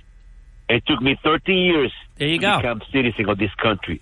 And I'm living through all that. I wake up 5 in the morning, I go 12 o'clock, waiting, planning my schedule for my next war schedule, No, I don't receive not even 1 penny for the government. Never in my life to this country. Right. What you've done is you've contributed. I'm sure you pay taxes. Oh my God. Yeah. Don't get me started with taxes. I know. I don't want to. I don't want to get started. But you did it the right way. You're everything that is right. And listen to your love for America. But that's starting home. That's the problem, They're starting home. If you're ashamed of your own country, it's like you're ashamed of your own mother. And that's what these kids, they don't know. I mean, they don't know what happened in World War II. They don't know what happened in don't go back too much in history. They don't know what happened in in Vietnam. They don't know what happened in World War II. They don't know what happened in Japan. They don't know what happened in Germany. They don't know what happened in France, Normandy. They don't know what happened in Kuwait, in Iraq. By the way, I've got to say goodbye for now, but you must call me again when we have more time. But I do want to leave you with this. Your understanding of history, both in America and world history, is better than people that have lived here all their lives. So I give you a lot of credit for doing it the right way. 13 years is a nightmare because I believe it should happen within 7. I have a friend that it took him 10 because the country, America, we screwed it up for him at 7 years. America made a mistake on him, and it took him 3 more years to clean up their mistake. And in your case, it's 3 more years on top of that. So please call me again. Honor to take your call, and it will be an honor to present my great friend, our former Senator Chris Brown, is next. WPGG Atlantic City, WENJ HD3 Millville, a Town Square media station. Everything you need to know in 6 minutes starts now. Today. From Harry Hurley Way in the world's playground to the broadcast pioneers of Philadelphia Hall of Fame, you're about to find out why Harry Hurley has been named to the Talkers Magazine list of the 100 most important talk show hosts in the nation. Live from the studios of Town Square Media in Northfield, it's Hurley in the Morning on WPG Talk Radio 95.5 and the WPG Talk Radio app. We are back. Welcome back to the program. It's 7 minutes past the hour, and it is my pleasure to welcome back our esteemed former New Jersey State Senator from the 2nd Legislative District, Chris Brown. Senator, welcome. Good morning. How you doing? Thanks for having me. We're doing well. Just to give you an idea, I know how busy you are. Our schedules have been so crazy that this is the first time that we are together since right before the annual Chief Brown Scholarship Bonanza that takes place every year. It's hard to believe. It's almost May. Yeah, it's been several months. And we've been trying to catch up. Yes. Wow. I got COVID-19. We would have caught up then. So here we are. Well, the main reason I want to catch up is not only just to see you, but to say thank you and publicly thank you, because not only did you and your foundation outwardly give us a wonderful donation, but then you contributed the foursome to your golf tournament, which is always awesome and a great event. Thank you. And which I predicted would get you at least $500. And it did, which brings your participation issue up to $1,000, which is a full scholarship for someone. But I love it. It also went to a family friend, as it turns out. As a boy growing up, the Buncaries were my neighbors. I went to school with John. Okay, well, I'll get to John in a minute, but Joe Boncari and Tony would always come to our event. And this year, Joe, and I have to do a plug for Joe. He's an advisor at Wells Fargo, and the Boncaris are an awesome family. Okay. Well delivered. And so on, it was 8 o'clock church at in Ventnor at St. James, and they did a mass for John. So I guess if all your listeners, John is going to need. We wrote an extensive article and we've spoken on air a bunch about John. John is going to need a heart transplant. He's dealing with cancer. I mean, he has really dealt with a lot. And I'll tell you, Chris, I know you know this. I've rarely seen an individual dealing with so many life and death realities that has remained so beautifully, eternally optimistic. Yeah, he's amazing. It's a trait through the family. By the way, what a great job he did putting Stockton University on the map, too. With the crew program. Yes, as coach. Phenomenal. Yeah. Phenomenal. He's a local boy, but he came with a national pedigree when he took over. Harvey Kesselman picked the absolute right person, and only his health, prevented him from being able to, continue what he had started. But he put Stockton University on the national map. Yeah, so they were my neighbors, and Mr. Boncari, he used to make the homemade wine. Oh, yeah, I know. Literally, he had the barrel out back. He was stomping the grapes and the steward downstairs. Yeah, it was awesome. Oh, it was like an episode of I Love Lucy. When Lucy was making the wine. Right. That's in exactly. Italy. Yes. So as a kid, stomping the grapes. Yeah, it was. And all the brothers and the sisters. So it was a great family to grow up next to, and of course, Father John, we have to work with him because he calls them the Bancheri family, and we have to explain this. Boncari. I know, only we seem to know that. Right. Because when you look at it, Bancher, I mean, it looks like Bancheri, but it's not. It's Boncari. That's right. I don't know how it became Boncari. And, of course, John's nickname was Bunk. Yeah. Like Same with Tony. Bunk. Yeah, sure. So that was awesome. What I love what you do, these $1,000 scholarships. I'm going to throw out a comment. You see like that person right there on the wall right there? Yes. That I'm giving a scholarship to? She got a $1,000 scholarship. We give a lot of those away. Yeah. And I have heard directly from the students that without those types of grants, they would not have been able to go to college. It's so meaningful. Well, here's what's messed up in my mind. So when we first started this 30-whatever years ago, some of the first kids we gave scholarships to are grandparents. I know. Their children. Well, that's what I was doing the math. Young. 32 years we've been on the air together, and 78 minus 32. Right. So it has been a long time, but not only are they grown, they have children who are grown on top of it, and so it's, the pages of life, the book turns quickly. Let me ask you a question, and I'm not an attorney, so they say don't ask a question you don't know the answer to. Different people do it different ways. I'll tell you something I'm a fan of, and we do it. We do it every year at Stockton University with the Joan Finneran Nursing Scholarship and some of the other things that we do. They identify, because we don't care, all the donations we make, there's never any strings attached. Yep. I've never said, could you do a scholarship for this person? We raise the money, and we trust the people that we donate it to do the right thing. That's Stockton University. We've never had any say in who gets the scholarship and who doesn't and all this. But I'll tell you what I love. I love when a scholarship stays with a person for all 4 years. So that way they know, all right, well, I've got this Hurley grant. I've got the Chris Brown grant. I know I got this $1,000. You start to think about tuition and books and meal plan and all these things. And these grants are a really big deal. Do you identify people, and does that grant stay with them for all 4 years of college?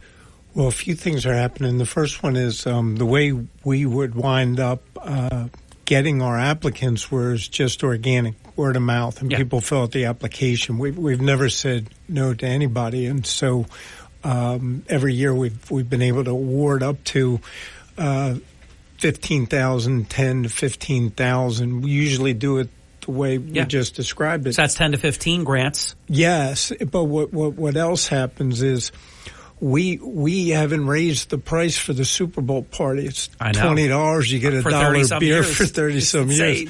So And when we started, we were all young, and it would be good, because all guys would get together, and you're filling envelopes and you're having a few beers.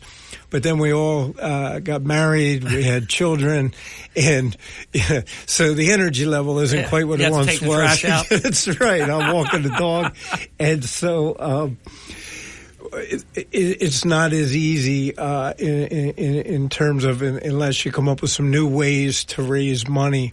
So we haven't followed a student, but the other thing that's happening as by the way, I would consider raising your price. It's time. We tried to do the same. I've never raised the price of a whole sponsor in 17 years for the Hurley in the Morning Charity Golf Open.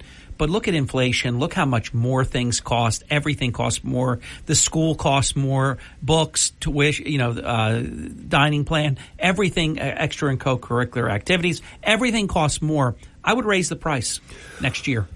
Nobody's going to complain. No, it makes sense. But part of the other part of what we try to do is we're slowly. By the way, the reason I say that is you'll be able to help more people.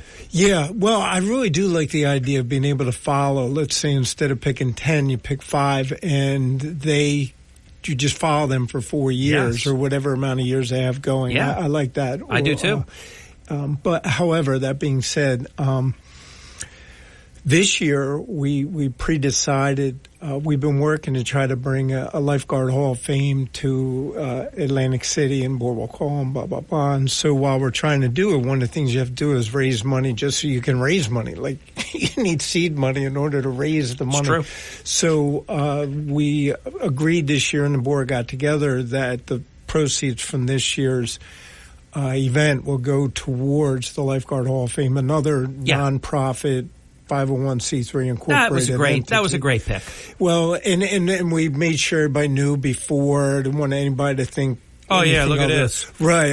But I mean, it is the Chief Arthur Brown Scholarship. Well, it's Beach Patrol. It has all to do with the Beach Patrol. So there's been no issues. But I mean, no explaining. I think required. It goes easy.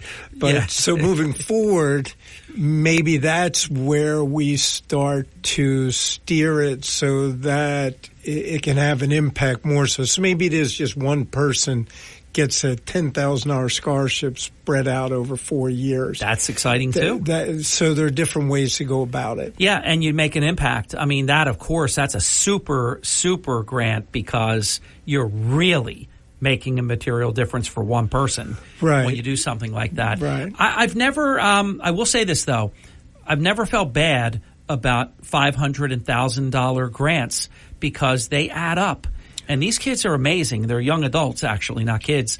They're very industrious, and they apply for many of these things and are successful doing it.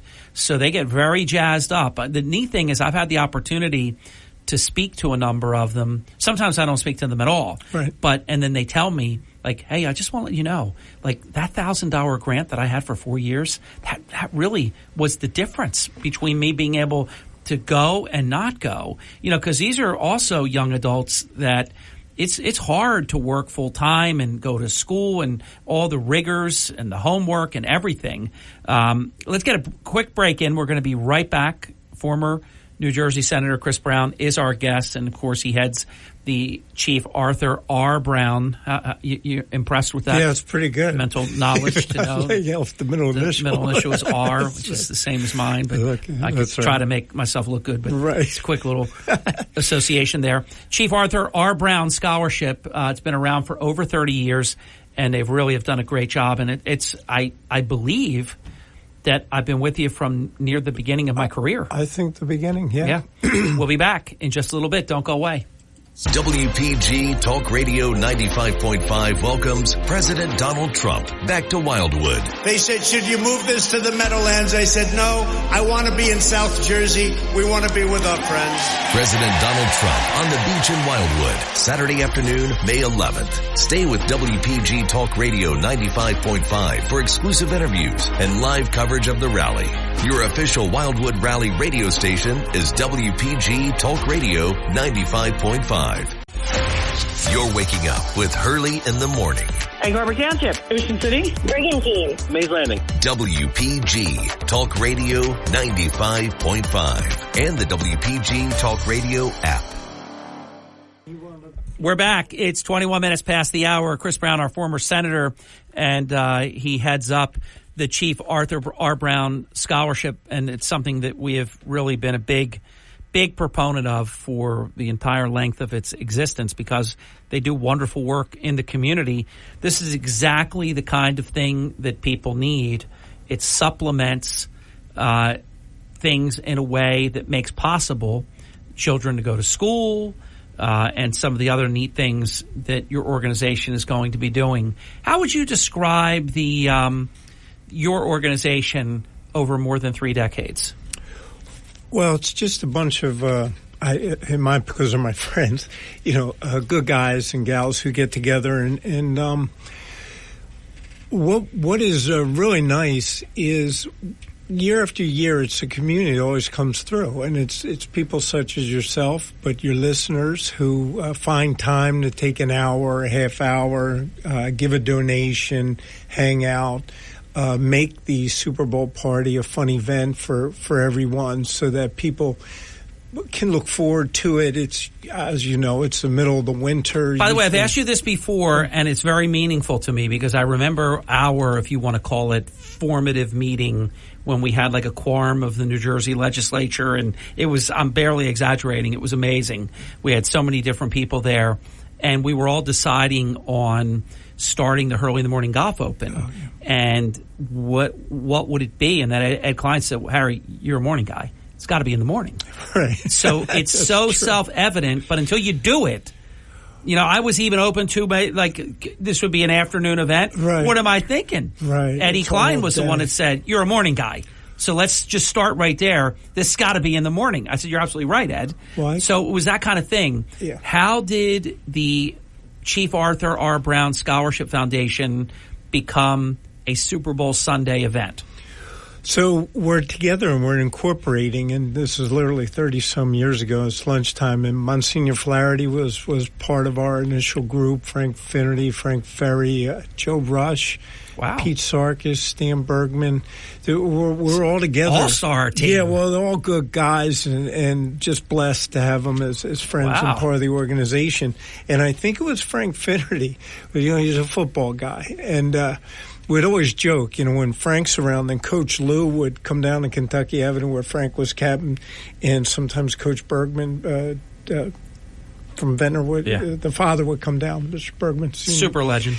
So they all call each other Coach. They're like, Coach, yeah, Coach, yeah, Coach. 100 people look. Yeah, Coach. Hey, Coach. And so everybody's anyway, Coach. So Frank had suggested, everybody thought it was a great idea, and on that afternoon at lunch, the Super Bowl party began, and shortly after we started the foundation, sadly, a lifeguard, Billy Young, he was a senior in high school. He wanted to go in the Air Force. He played sports, and he dove off the back of a lifeguard boat and sadly became paralyzed. And a wonderful family, his mom and his dad, and Billy is just so awesome because to this day he's one of the nicest, most optimistic guys you'd ever meet, but in one quick moment, his life was changed forever. And so we did a Super Bowl party dedicated solely to Billy, and it turned out the community's outpouring of support was phenomenal.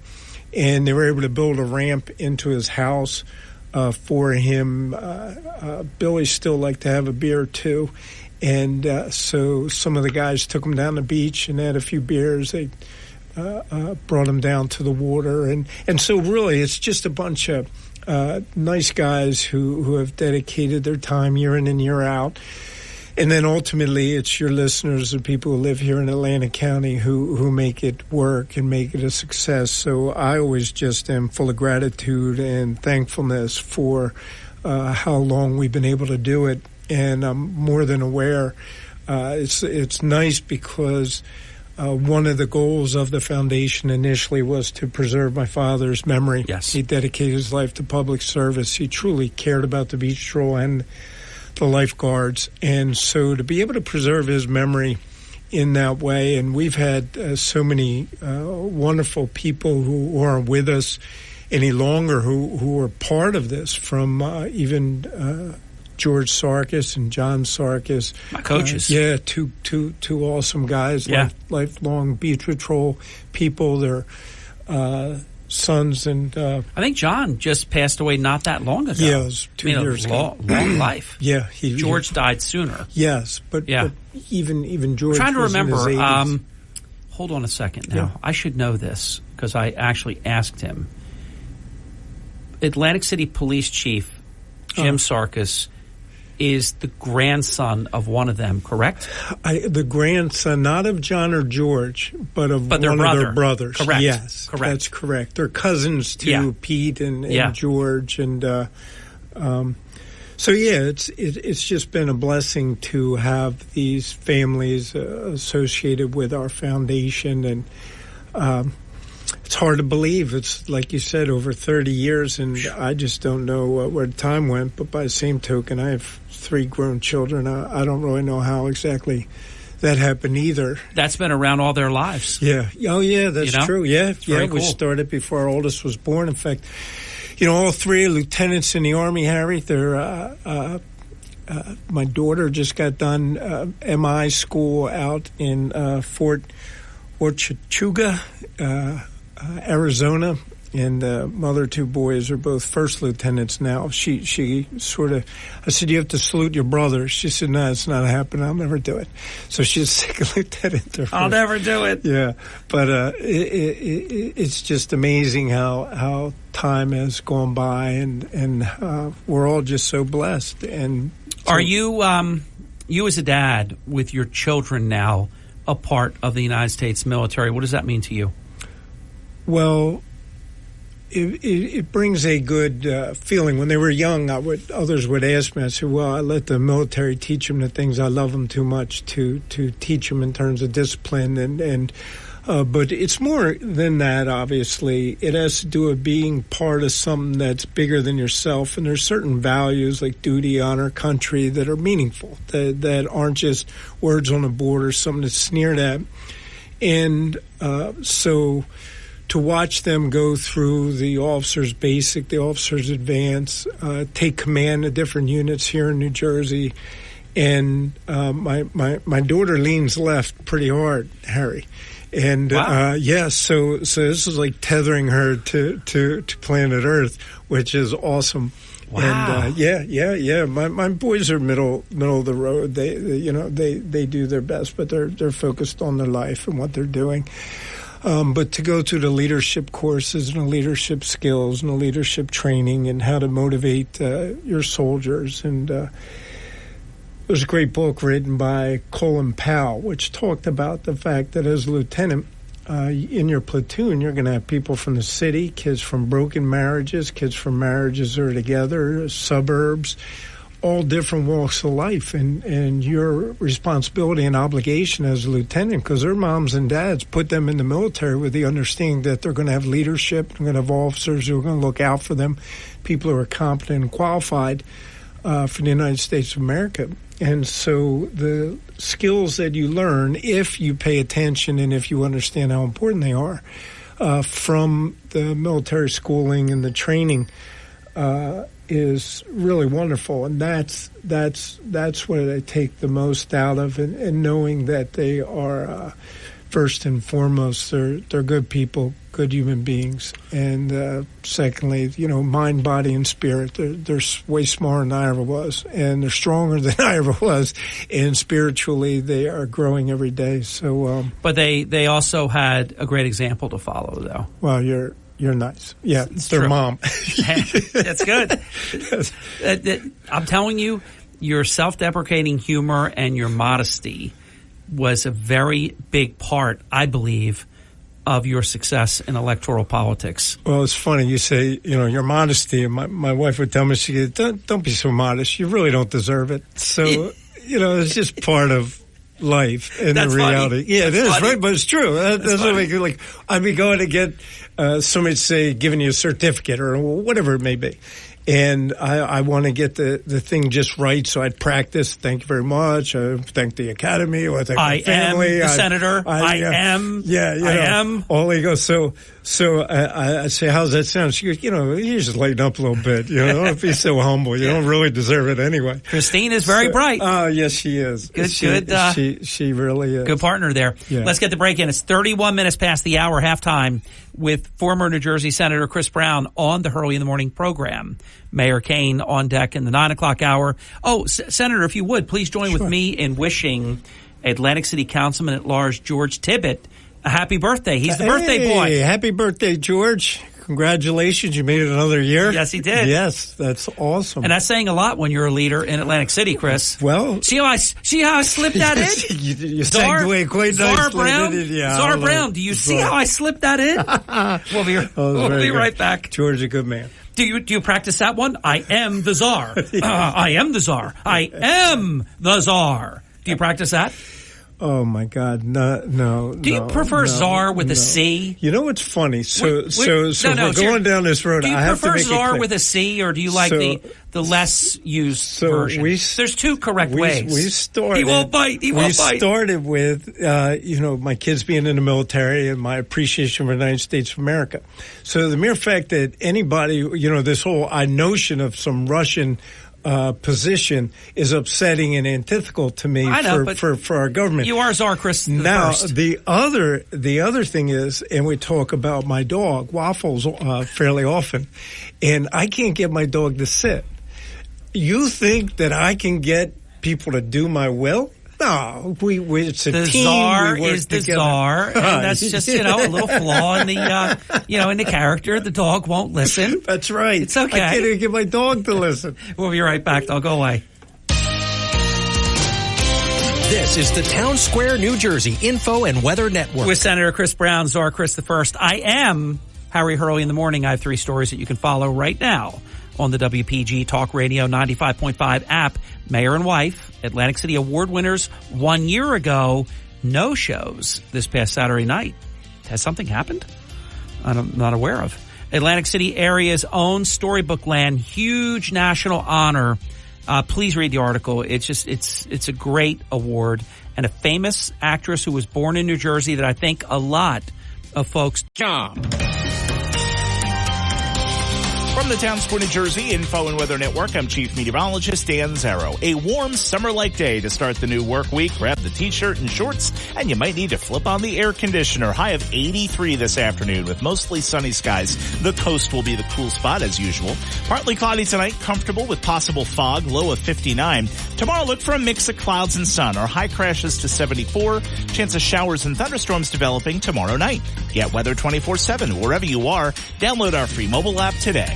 This is an important safety. Starting your day the right way with Hurley in the Morning. WPG Talk Radio 95.5 and the WPG Talk Radio app. Hurley in the Morning. The more we talk about it, the better. WPG Talk Radio 95.5. We're back. It is 37 minutes past the hour, visiting with former New Jersey Senator Chris Brown. I tease because that's what the position has always been from a slang sort of point of view. It's been called czar. What would you describe the position that you hold with the state of New Jersey? It's an opportunity to try to work with the city, outside businesses, but mostly with the governing body and trying to help facilitate and keep things moving. There's a lot of issues that were going on between the unions and the city, and all their contracts have been signed. They're fair. They're agreed to by everyone, as obviously it would be. And it's done while protecting the taxpayer, also being fair to our men and women in the fire and the police, and as well as the other unions throughout Atlantic City. It's a day-to-day of just bringing people together and trying to resolve different issues quietly, building consensus, understanding that we're just a part of a bigger picture. There are issues that come up, and we're able to bring the states energy and effort into it, from working with CREDA to trying to do what we can to make sure there's a police presence on the boardwalk, Pacific Avenue, Atlantic Avenue, coordinating with the CREDA. When we first showed up, there was a lack of a quorum on the planning board, the zoning board. Within a month, we were able to fill both of those boards.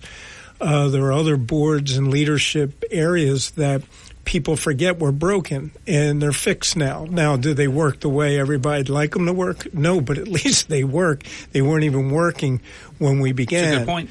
And you look at By the way, how challenging is it? You've got you've got my pal, Wes Swain, who I think the world of. Yeah, he's awesome. Just a very, very smart guy that knows government at every vantage point that there is, was a president of city council, longtime city administrator, really was a great pick for Atlantic City. I don't know Rick Ordelli. I'll be honest, I hear both good and bad things.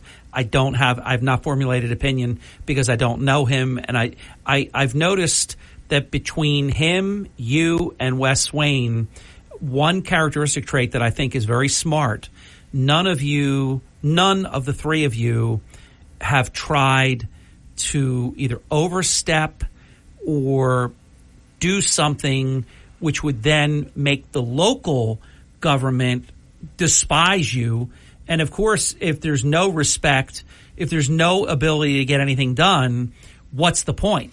Then you're spitting into the wind. You're exactly right. And there are two different approaches. You got to remember, when I was in government under Governor Christie, he just came in and thumbed everybody in the eye and said, I'm going to enforce my will. Got his buddy's law firm down here, and he billed, I don't know, $7-8 million to run things. He was terrible.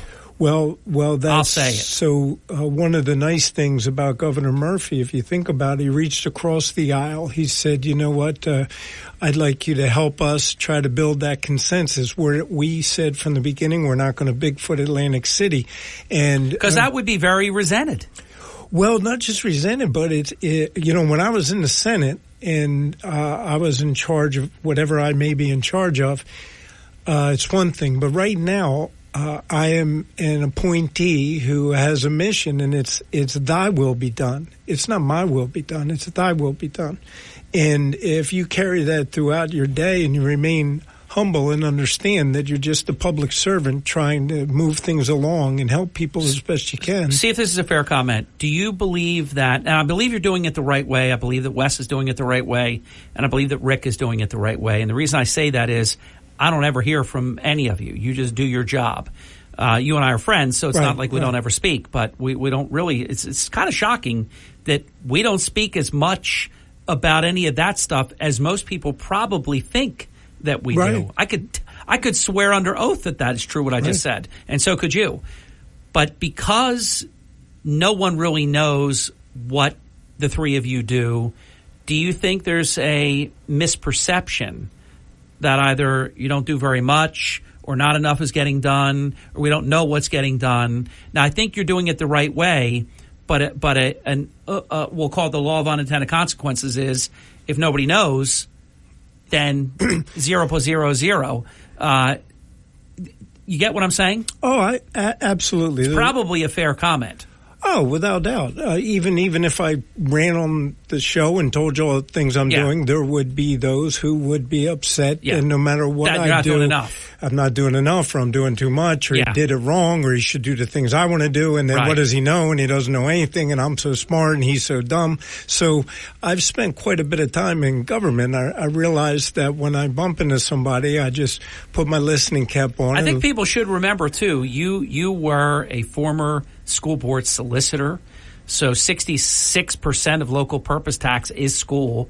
You were the attorney for more than half of city purpose tax. You knew your way around the city government as well. You're a former judge, and you're a former New Jersey Assemblyman and former New Jersey Senator. So, I'll let a lot of things be said that we don't know exactly what you're doing because you've made it a point to do it a certain way, which I think is smart, but leaves you open for criticism. Sure.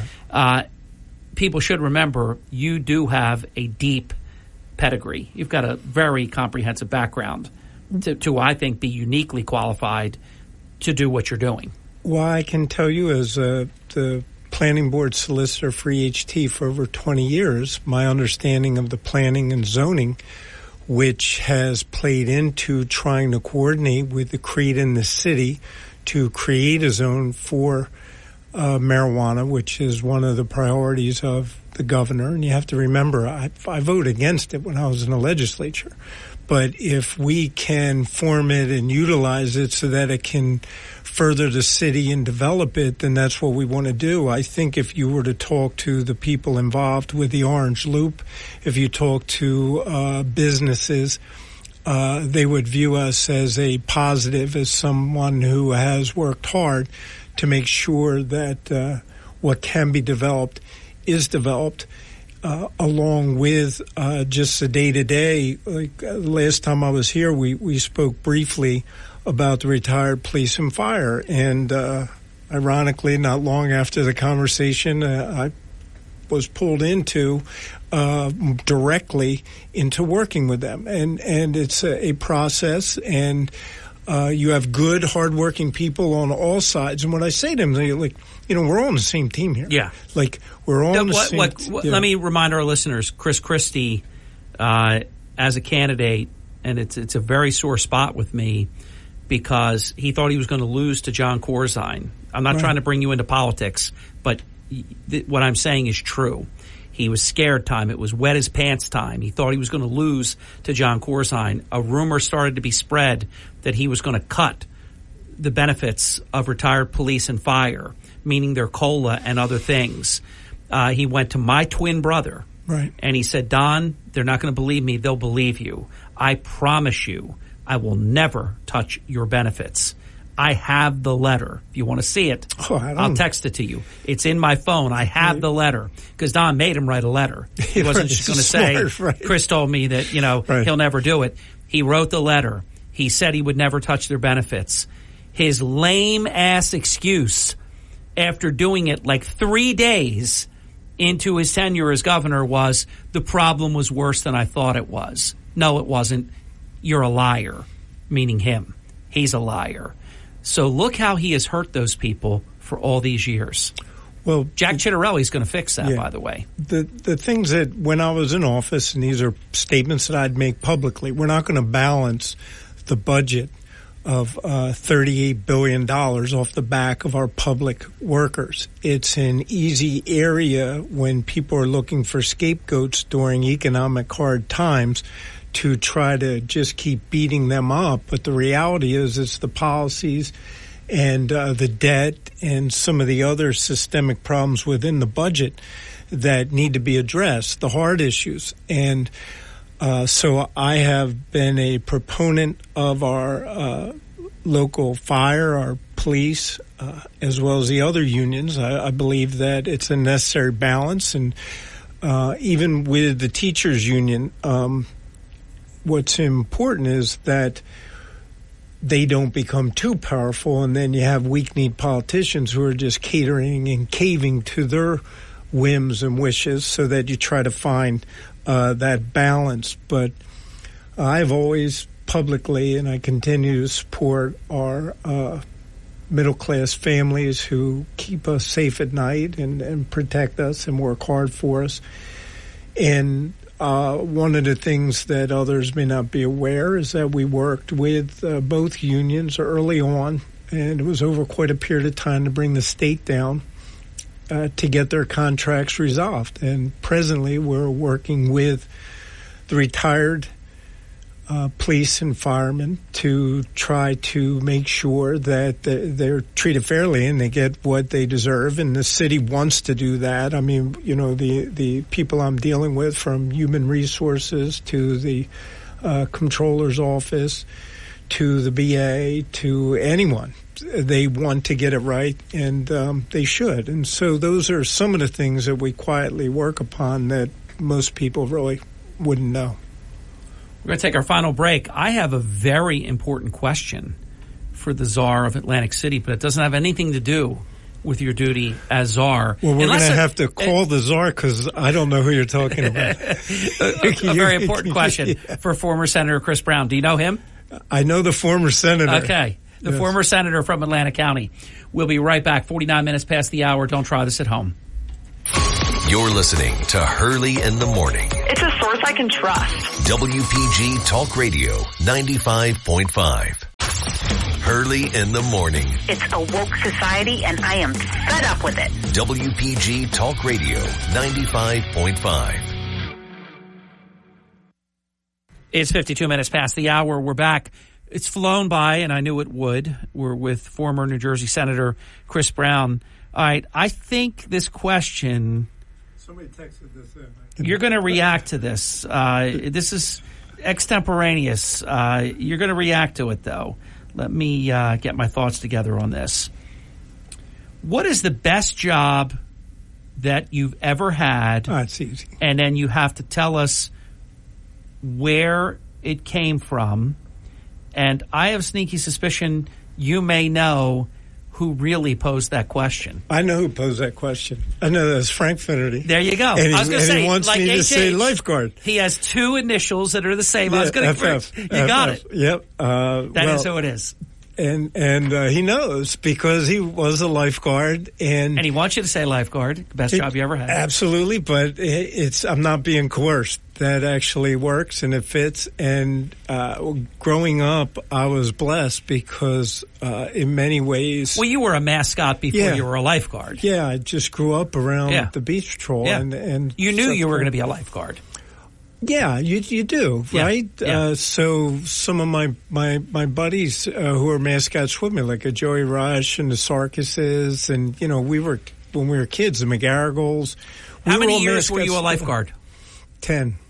Because some lifeguards, just stay forever. Well, my dad would be one of them. Yeah. So when I would joke, so I got on in 79. So most of my friends got on in 80. So I would tell them, let me explain something. The beach a lot different. Back in the 70s, we did it different. That's funny. And then I lasted to 1990. So I spanned 3 decades. It was different in the 70s and 80s. Yeah, so it's different back in the 70s, man. Yeah. We did, it was men. That's how we did it then. Men were men, boats were wood. Yeah. So anyway, it's been a blessing to have been raised and growing up around the beach patrol, and then of course to get to, and both my boys were on the beach patrol. They're off now. It's a wonderful college. Chris, I really mean this. One of the great little, I don't know what to call it, like one of the great display items that I have in my home office is the miniature singlet. Lifeguard. For those listening, it's just like the lifeguard singlet, the tank top, only it's miniature, very miniature. But the detail was amazing. Yeah. And it's framed. It's beautiful. There is one person, I'm not going to mention names, there is one person who was furious when that was presented to me, but I love it. They were actually, if my memory is correct, in the stories that I heard, it was before my time. It was in the 50s when they began doing it. But HAP used to hand them out as honorary lifeguards. And it was unique and cool. And so if somebody got it and they're from another state or even North Jersey, whatever it may be, and you hang it in your office, it's a talking piece, and it really they're super cool. Yeah, when I've had people in, that there's a lot of things. I have like every president from Obama to the present, other than Biden. I don't want it. Photos autographed and things like that. But people go, that is cool. Yeah, it really is. Like they're looking past the presidents, right, and all these things, right, and they love that. It's a very unique. Yeah. So you're fortunate. I know. I don't even through boxes and things handed down and years of because my dad got on in like 45. Yeah, I feel very privileged to have that because I was never a lifeguard. I did work a summer where I helped the lifeguards with the chairs. Oh, okay. Chair boy. Yeah. There was Bill Advina and people like that. We worked Those around their beaches. Oh, in Ventnor you're talking Ventnor, about. Well, yeah. they're still like moneymakers for these guys. Yeah. 'Cause, Let me tell you something. We worked very hard for them. Yes, and they were very good at making us work very hard for them. Yeah. I understand. Yeah.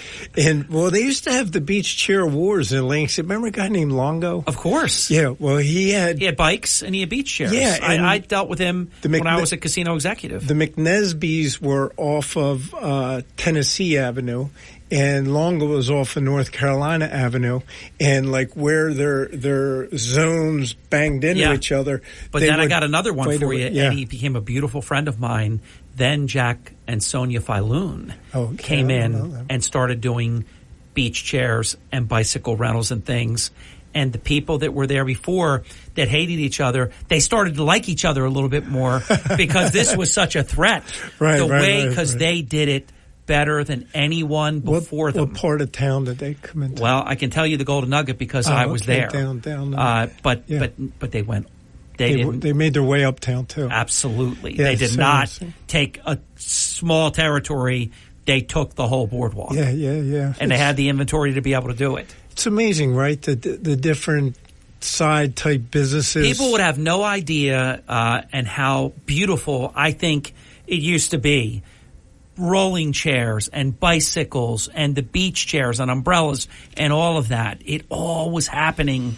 Commerce was happening. Well, local families found ways to make a living, and they had to do it in the summer, in the fall, and the spring. And then in modern times with insurance and all kinds of strangling things that never existed before, people would just be like happy. Oh, good, we have a service, and you're going to take care of all that. You used to be happy with that. Yeah, you rent the bike, they give you a pack of cigarettes. Right, now they make it that you can't afford to do it. Yeah, right. Because it costs too much. Right. Oh, believe me, I understand. Because you needed space to store all your things. Yeah. And and then you had to hire the chair staff. boys and the chair girls. Yeah, it was a lot. People handle the bikes. Closing minute. Well, the main reason we're here is, as always, to say thank you to you, to say thank you to your organization, and to say thank you to your listeners and the people throughout Atlantic County. Let me say something while I'm thinking about Atlantic City, and folks listening, they know that I've had some difficulties with Ernest Corsi in the last few years, but for most of since we were kids, we've always had a good relationship. And Ernest, I'm not going to get into details. Ernest is dealing with a health challenge. I want to ask everybody in our audience to pray for Ernest Corsi to have guiding, talented hands taking care of him, and that he have a full recovery, and then we can fight again when he's 100%, but I'm not going to fight with him right now. Well, I want to thank you for doing that, because I know when we were talking off the air, we brought it up, and I continue to, and his kids are awesome, and his wife is awesome. She is. And so I just, my family's thoughts and prayers are with you as well. Yeah, we're not going to fight when he's down, though. We're gonna love him, and then we'll fight when he gets back. Absolutely. Good to be with you, Senator. Yes, sir. Thank you. Czar Chris. a Town Square media Mayor station. Kane is next. Everything you need to know in 6 minutes starts now. From Harry Hurley Way in the world's playground to the broadcast pioneers of Philadelphia Hall of Fame, you're about to find out why Harry Hurley has been named to the Talkers Magazine list of the 100 most important talk show hosts in the nation. And we love it. From the studios of Town Square Media in Northfield, it's Hurley in the Morning on WPG Talk Radio 95.5 and the WPG Talk Radio app. Thank you, and I have been really looking forward to this because we're going to talk about a lot of stuff, including what is a record-tying NFL draft performance by the Philadelphia Eagles. What a great draft they have had, possibly one of their best ever. I was a big fan, when they drafted Donovan McNabb, and some people just have never given Donovan McNabb his due. I'm a huge Donovan McNabb fan because they didn't win the Super Bowl. And he threw up in his mask and all this stuff in the Super Bowl. People sell him short. Always have been a big fan. His jersey, until more recent years, was always the one that when it would be Eagles on a Monday night, Donovan McNabb was the jersey that I would wear. And number 5, I just just love him. Just very, I think, underappreciated and even underrated. You look at his statistics and, from a running standpoint, passing standpoint, he was much better than I think he was ever given due. But the Philadelphia Eagles tying the NFL draft record with 8 trades, Mayor Kane, no joke, but this was a great draft, wasn't it? Good Monday morning. Yes, it was, Mayor. And, all of a sudden, you think about all the heat that we've given Howie Roseman over the years. Yeah. And the last 2 years, he's really looked like a genius. I agree. I completely agree. And if I'm not mistaken, you're better at a lot of the specifics. I can sort of talk, how do I say this? At like a more vague, broader thing, not as specific as you and Bob Progner do. But they did draft a lot of defensive help, didn't they? Much needed defensive help, yeah. By the way, one of them I'm a little sentimental about. I believe it was round 7 because this name is a beautiful name, to quote President Trump, in Philadelphia Eagles history. He didn't say that about the Philadelphia Eagles. I'm just saying that's the way he talks about things. A beautiful name, Jeremiah Trotter. Yeah, well, I tell you what, that's something huge for Philadelphia fans. I'm excited about that. That's just such a beloved player, such an impact player for the team for so many years, and that's one of those. It's not only a physical win, for the physicality of the individual, but it's a mental win for the team and for fans, and it's going to be great to see that jersey come back and see that name playing in Philadelphia again. Without a doubt. So how do you feel? It's one thing, you hear things like 8 trades, tied the NFL draft record. 8 trades doesn't mean it's 8 great trades, so it's a statistic that almost requires a little bit of delving into it. Was this a great draft? It's a voluminous draft, but was it a great draft? I think it was. I think they touched they touched both sides of the ball, and they filled the gaps that they needed to fill. And it's exciting to see what happens from here on out, and what else is done between now and the cut. But this is a great start, and I think it's going to put Philadelphia right back in contention again. Yeah, the crazy thing is, for such a good portion of the season, people looked at Philadelphia as the best team in the league, clearly the best record. But even most of your national sports people and people that would, analysts and things, there was just an agreement that Philadelphia was the best team in the NFL. And I still don't understand what happened to that team, Mayor. Well, I tell you what, you think about it, and it's hard. Because you're excited about this year, but it's going to get hard when they start stringing wins together to stay excited, because you watch what happened last year. I think we started off 10-1 and finished 1-6. That's a tough thing to try to figure out there. And offensively, we started to struggle at the end of the year. What would you have thought? I'm happy. I think that the head coach deserves another chance. If something goes really bad this year, then I think he's getting fired. But if the Eagles owner would have decided to fire the head coach and hire Bill Belichick, what would you have thought of that? I think we need to continue looking for the future as opposed to, and listen, Bill Belichick's an amazing coach, great coach, but I think Sirianni can get the job done in Philadelphia, and I'm glad that he's with us and is going to get the opportunity, especially with this stellar draft that just went on. So, by the way, Mayor, to show you what an unforgiving league the NFL is, were you surprised that Bill Belichick, he was out there, they had it wasn't like it was sudden, bad timing, all the jobs were already filled. Nobody picked him, Mayor. What do you think of that? Well, listen, he's a demanding coach. I'm sure he's demanding of his players, and he's demanding of the franchise, and he's set in his ways. And I guess the question is, where did the success come from in New England? Was it Bill Belichick and his his ability to strategize a game, or was it? Hey, Mayor, I took a lot of grief. I put a social media post up, and I had stats and everything. Belichick's record before Brady, Belichick's record during Brady, Belichick's record after Brady. It was very compelling, and I concluded that it was Brady and not Belichick. And I mean, people were cruel and crushed me. I think people believe that now. Well, as you know, I'm not a big. I mean, I don't do much social media. I would have loved to participate in that post because I would have had things to say. But it's hard to tell. I mean, if you and look by the way, I did it before he was still head coach. I did it before he got the heave ho, and nobody. I can't remember anybody agreeing with me on it. Wow. I mean, Bill Belichick used to get all the credit, almost like Tom Brady was plug and play. But for those who want to look at the record, Bill Belichick, big-time losing record prior to Brady, big-time losing record prior to Brady. And you can't just say, well, he was Jets or this bad team or that bad team. He still coached the New England Patriots after Brady left.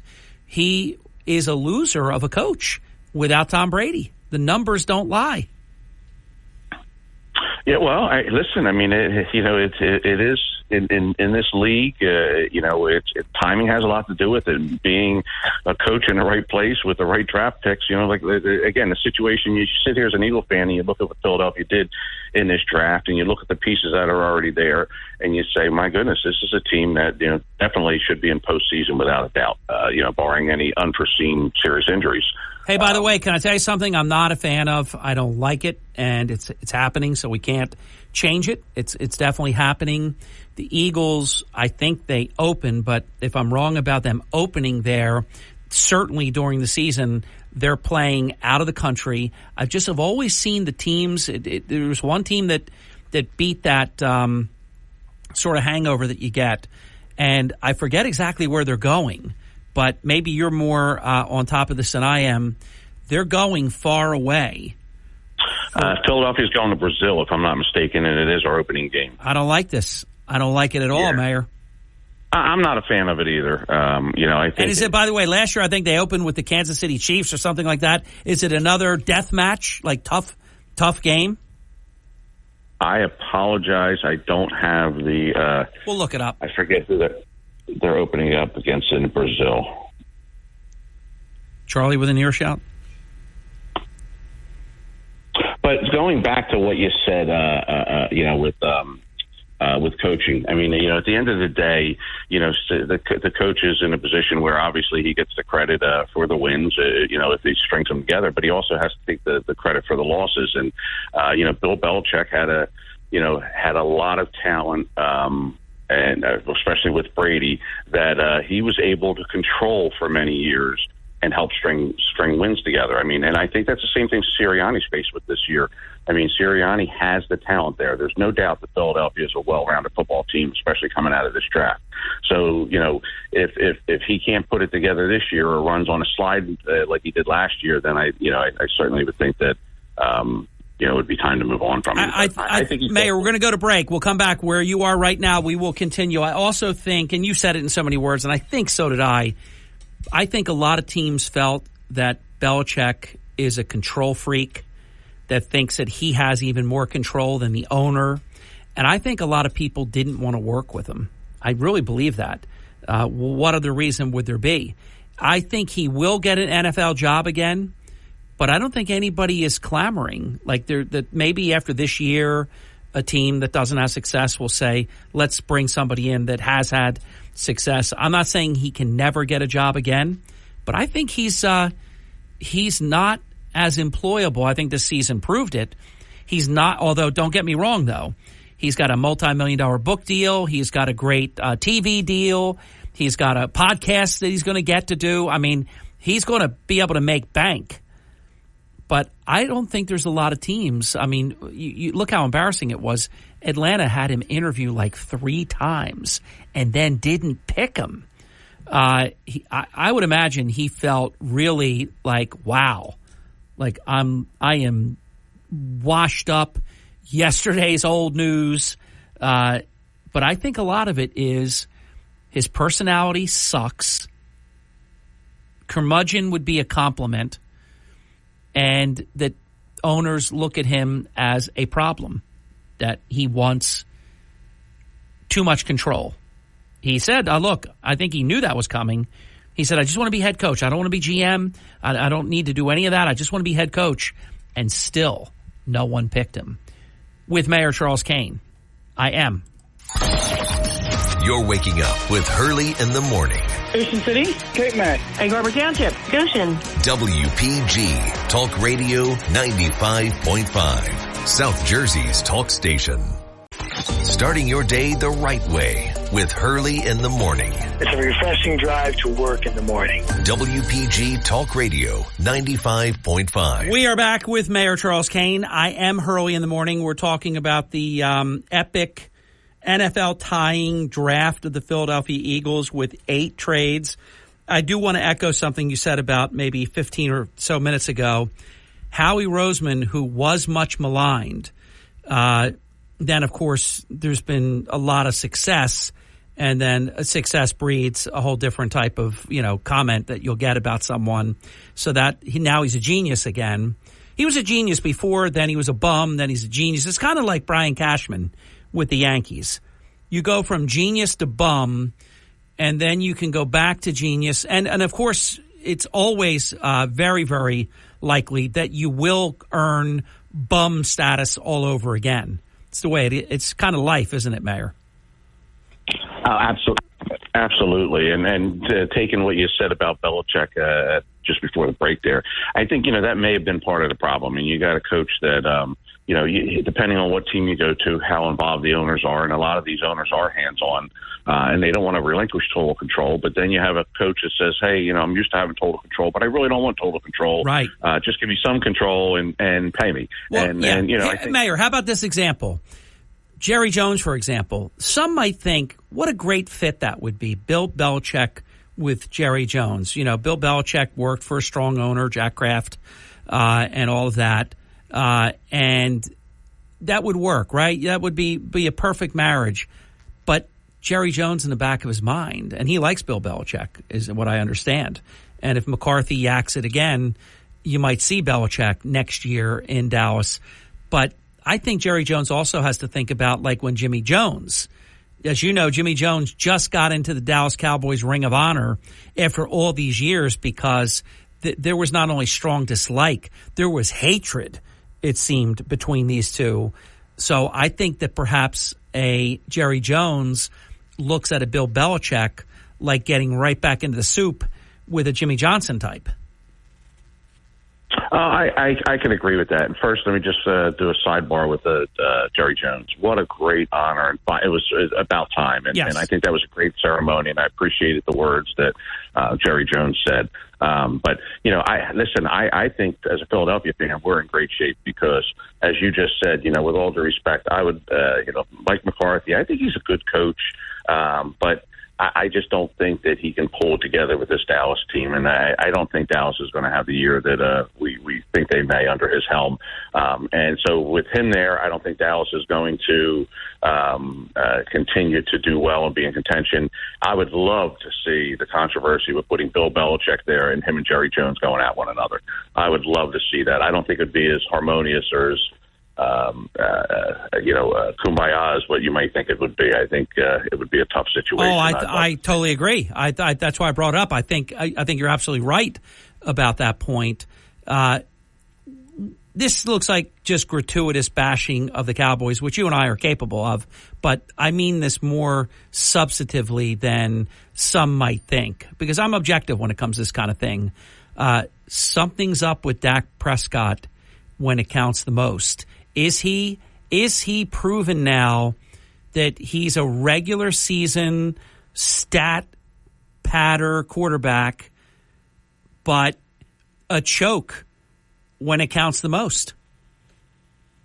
Well, it seems like it's shaping up that way, Mayor. And, listen, I love any chance we get to take, as you said, a gratuitous shot at the Dallas Cowboys. And, it's great that we have that rivalry between Philly fans and Dallas fans. But personally, I like Dak Prescott. I think he's a talented individual, but I'll tell you what, he's pushing it there in the age of quarterbacks, and he's been prone to injury. And I don't know how much more gas he has in the tank, and I guess we're going to find out this year. We'll see if he can stay healthy half a year. But isn't it? I mean, okay, I'll say yes to that. Except I want to add that he looks great during the season, but he looks terrible in the playoffs.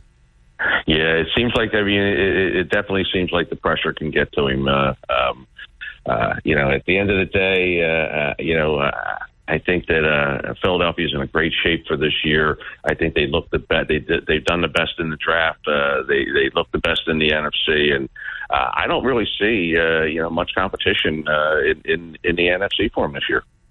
Wow, isn't it something how from year to year, because a lot of those games this year in the NFC East was considered the best division in the entire NFL. Are you saying you don't believe that's the case going into this season?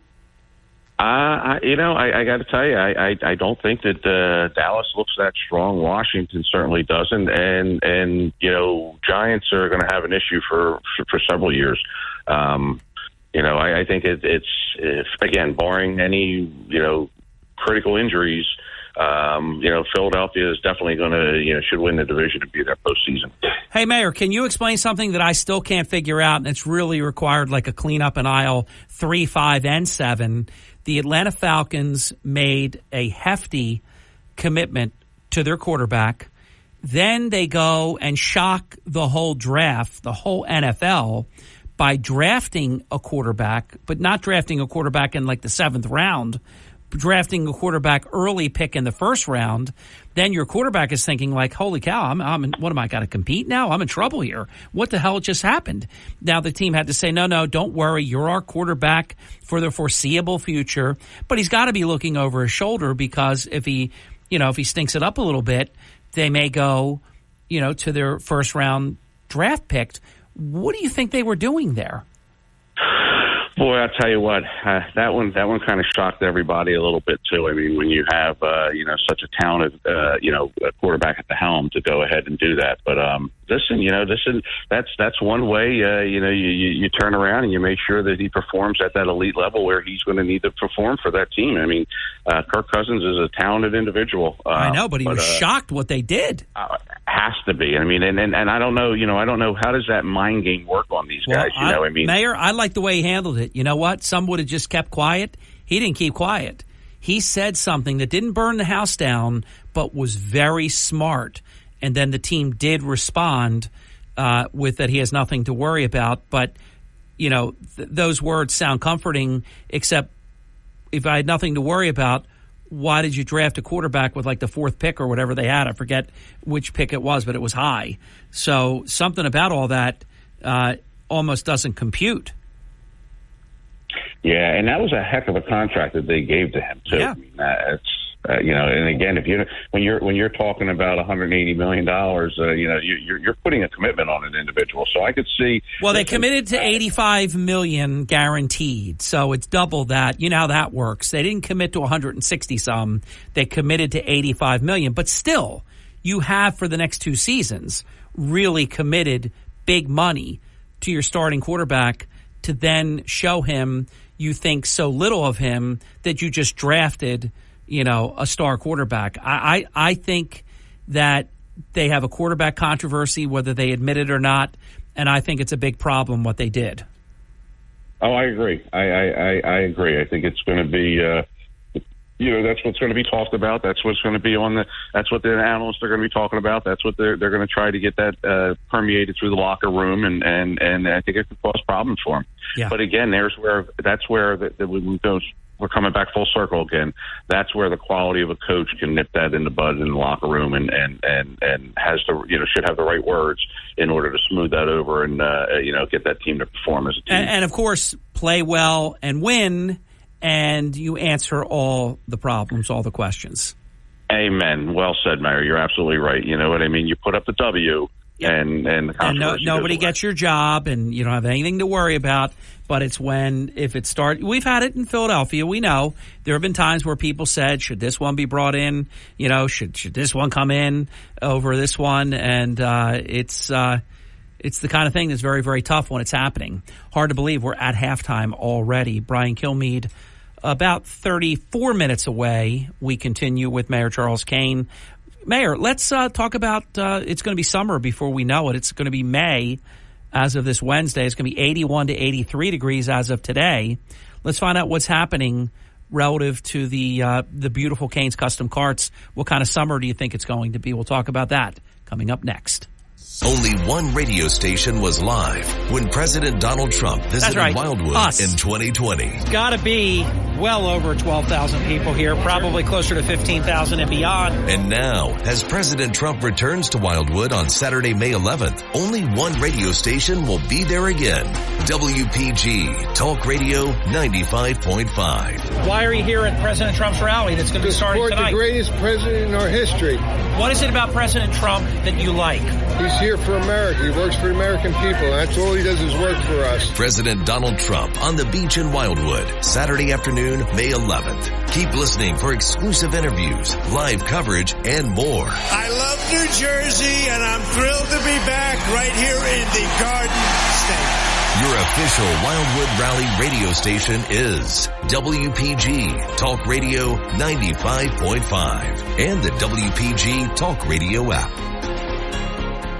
Hurley in the morning.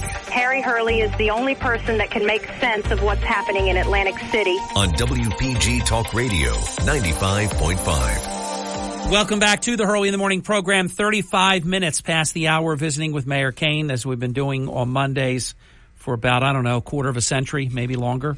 609-407-1450 if you have a question, which this listener does, a comment or a question. Caller, you're on the air with Mayor Kane. Welcome to the program. Good morning. Good morning, Harry. Good morning, Mayor Kane. Mayor, it's a Cowboys fan. Look out. Yeah. Listen, just three real quick things. Number one, they didn't have a thumper back. I wanted so bad for them to get Derrick Henry. Yeah. Jerry Jones wouldn't do it. Listen, to my good friend, tell me seriously, because you know when I'm ribbing and when I'm absolutely serious. You and I go back quite a while, and we've had a lot of good conversations together, a lot of good stuff. What is it with Dak Prescott that he seems to be a regular season quarterback?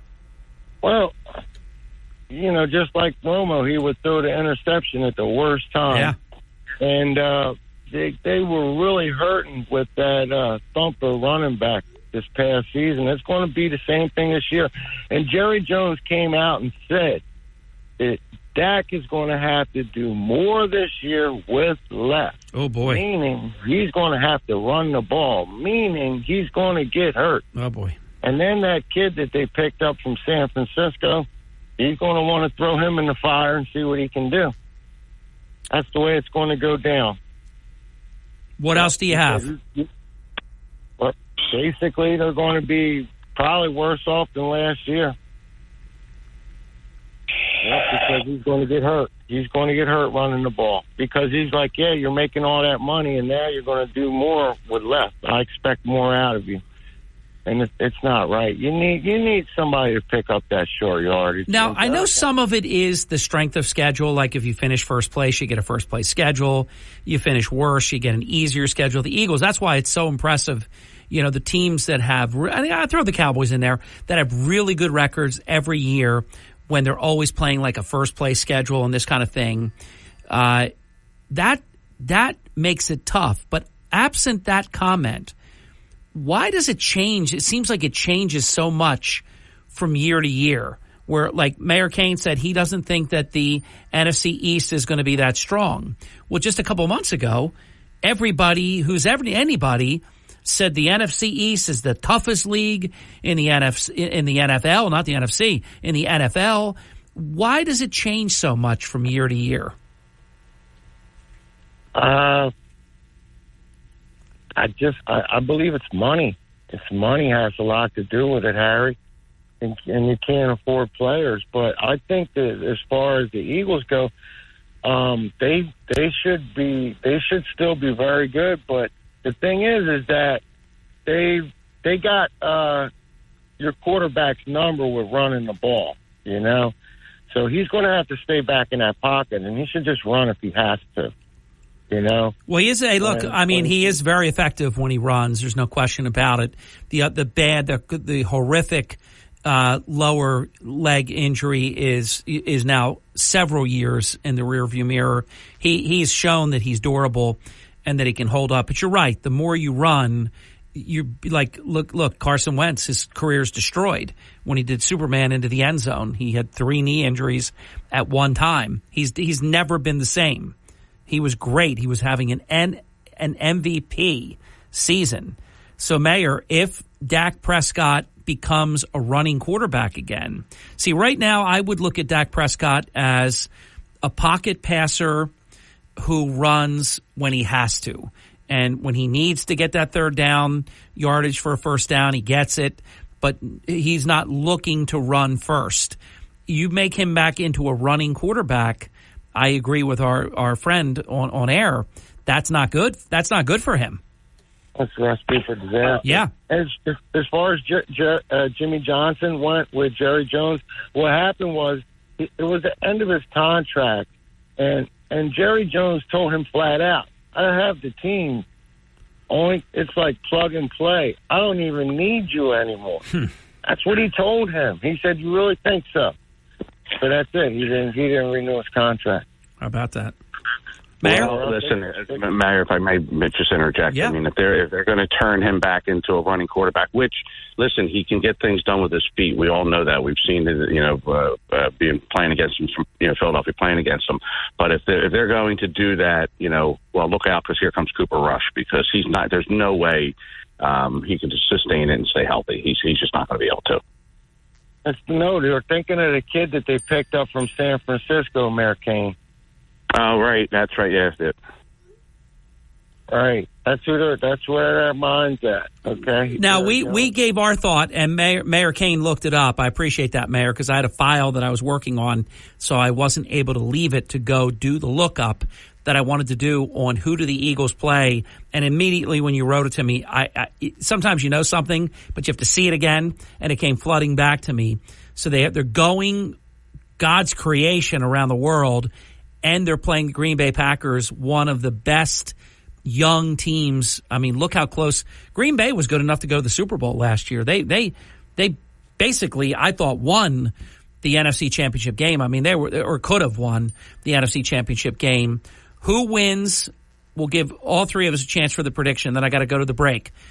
Who wins? Eagles, Green Bay Packers on the neutral field. I guess it's Brazil, Mayor, you said.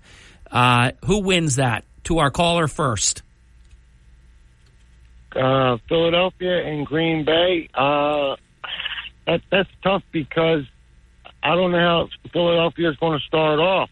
But I know that kid in Green Bay, he was taking an extra 2-step to 3-step drop to give him time to throw that ball. He was taking a deeper drop, if you noticed. Yeah. In the playoffs. I picked up on it immediately. And he also had great running ability, so it didn't matter how far back he went. Right. It should be a good matchup. You going to pick? Well, you guys have a great day. Whoa. Give us a pick. Give us a pick. Okay. Wow.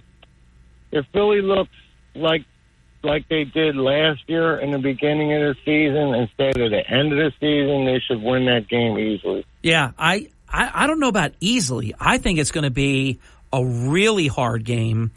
I'm going to pick the Eagles, and I think part of it obviously is because I am a homer. That game concerns me greatly. That is a really fine Green Bay Packers team. If they can get in game one to be like they were at the end of the season, because there were times during the year last year where they were not very good. So I'm going to pick the Eagles also. To the caller, thank you. Mayor, who do you got? I'm definitely going to take Philadelphia on that. But do you think it's a tough game?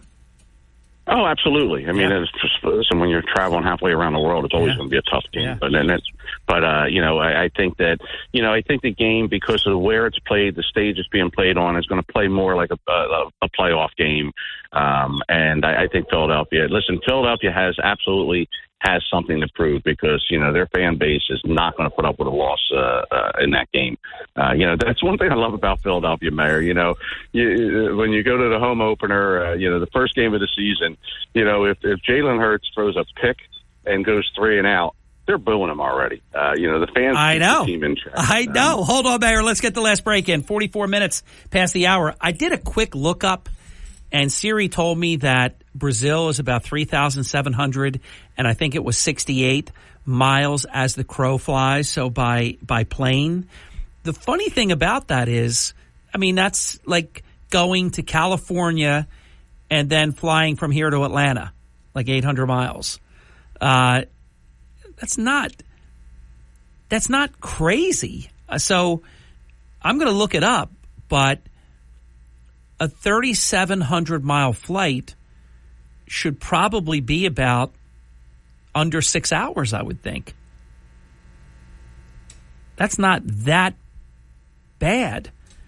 Then when you would fly, if you flew 4 hours or whatever it is to go from here to Las Vegas or here to California, to one of those West Coast teams, maybe it's not as big a deal as I thought, but I think it is. I still think it is.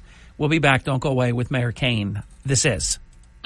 You're listening to Hurley in the Morning. Established, reputable.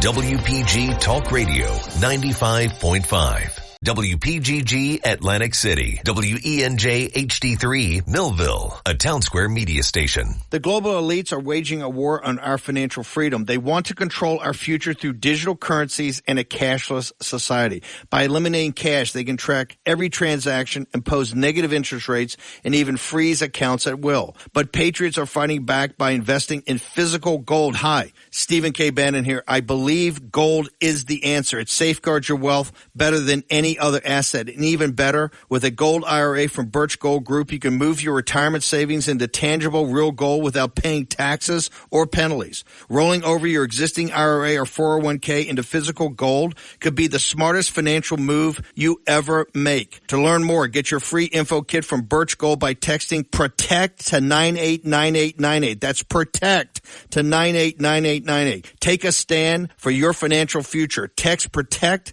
to 989898 right now to receive your free info kit on gold IRAs from Birch Gold Group. Message and data rates may apply. Hurley in the Morning. They stick to the facts. WPG Talk Radio 95.5. Thank you. Back to Mayor Kane in just a moment. 48 minutes past the hour. It's Harry Hurley for Congress Hall. Now, understand something. They have been serving guests at Congress Hall since 1816. 1816. That is remarkable when you think about just that. And it's a beautiful property. It's Margie and my favorite hotel in Cape May County. It's just wonderful. We love it there. It's elegant, but it's not hoity or snooty or anything like that. It's just wonderful. You've got the Blue Pig Tavern. You have the Brown Room, which is a great lounge. And, of course, you have the Boiler Room, which I highly recommend. Get the meatballs. You'll thank me for it. They have a great shrimp cocktail there as well. And, of course, that brick-fired oven with some of the most fabulous pizza that you will ever have. I like the margarita one, but they make a lot of different varieties. You will love it. And during the spring season, it is a great opportunity in terms of, obviously, availability, room rates, and all of that. Cape Resorts /CongressHall.com, and you'll have access to the entire hotel rooms reservation system. You can see any of the specials that are happening. And when you visit Congress Hall, tell them at the point of check-in that Hurley in the Morning sent you. Visiting with Mayor Kane. So, Mayor, I'm talking about summer's right around the corner. What type of summer are you predicting for the beautiful, the very versatile Kane's Custom Cards? Mayor? He should be here. Mayor, can you hear me now? I apologize. That was technical difficulty. That's okay. Probably like a mute thing or something. You were talking and the mute button was on. In any event, what kind of summer are you looking for? Looking at? Well, I just want to touch back on one thing, because I got to know the answer, and I thought about this on the break. All right, go ahead.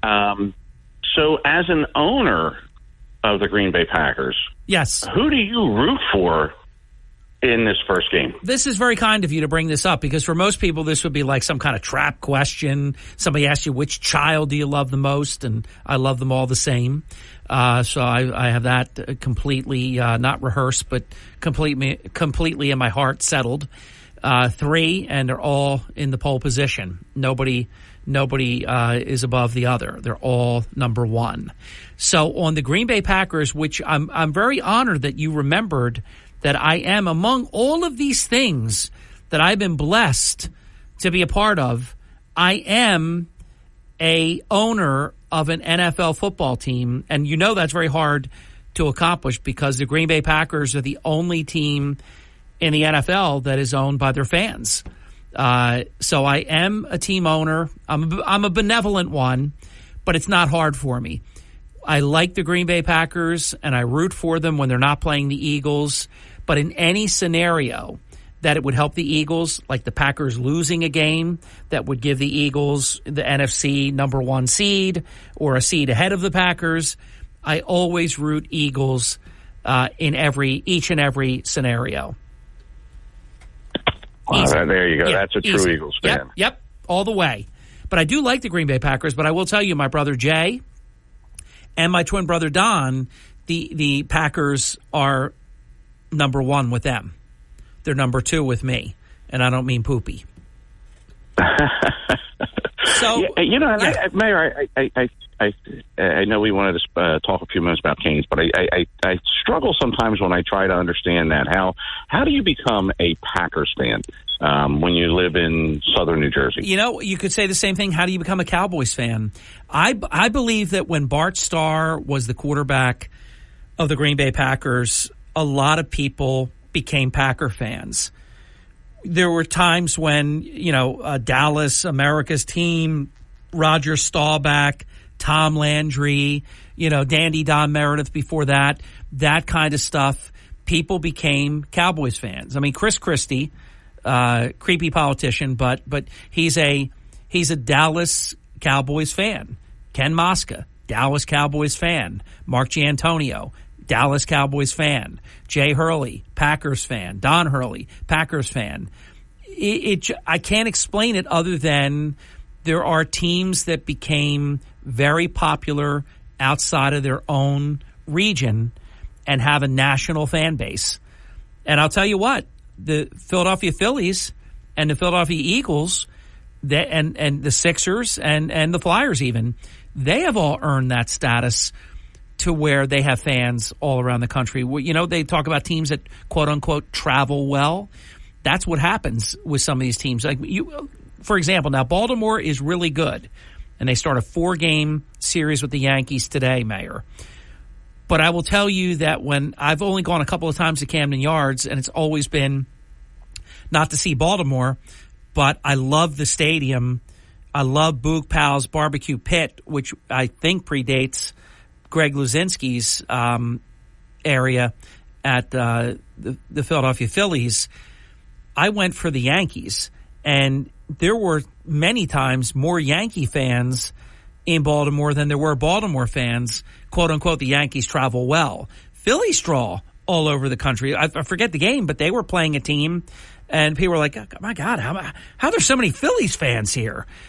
So I think the Green Bay Packers have that star power reputation from Bart Starr to Brett Favre to Aaron Rodgers, and then you get intergenerationally the children of their parents that love the Packers or love the Cowboys. I think that's how it happens. I could see that. That makes perfect sense. And again, that's what the NFL is trying to do by promoting these games around the world and trying to grow that fan base.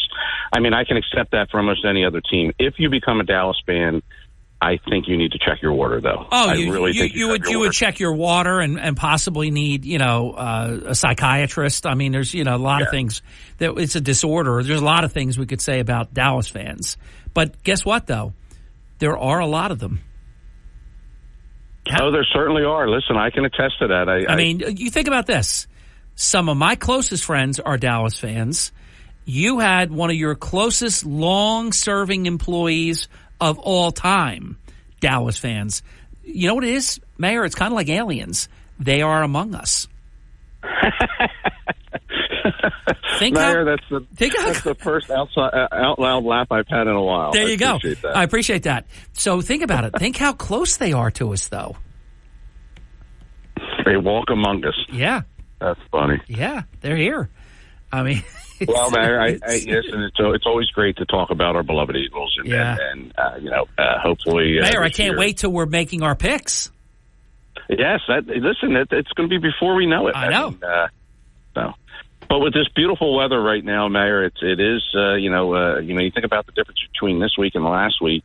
Last week, nobody was really. I mean, people wanted to get outside, but they weren't thinking about it. And now all of a sudden, this week with this weather, the majority of the campgrounds will open up in the next 2 weeks, and that's when business really starts to take off for the golf cart industry.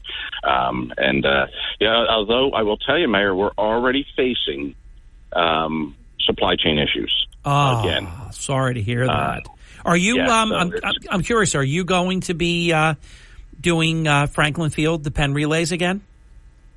Actually, the provider that we were aligned with for that event is not doing the event this year.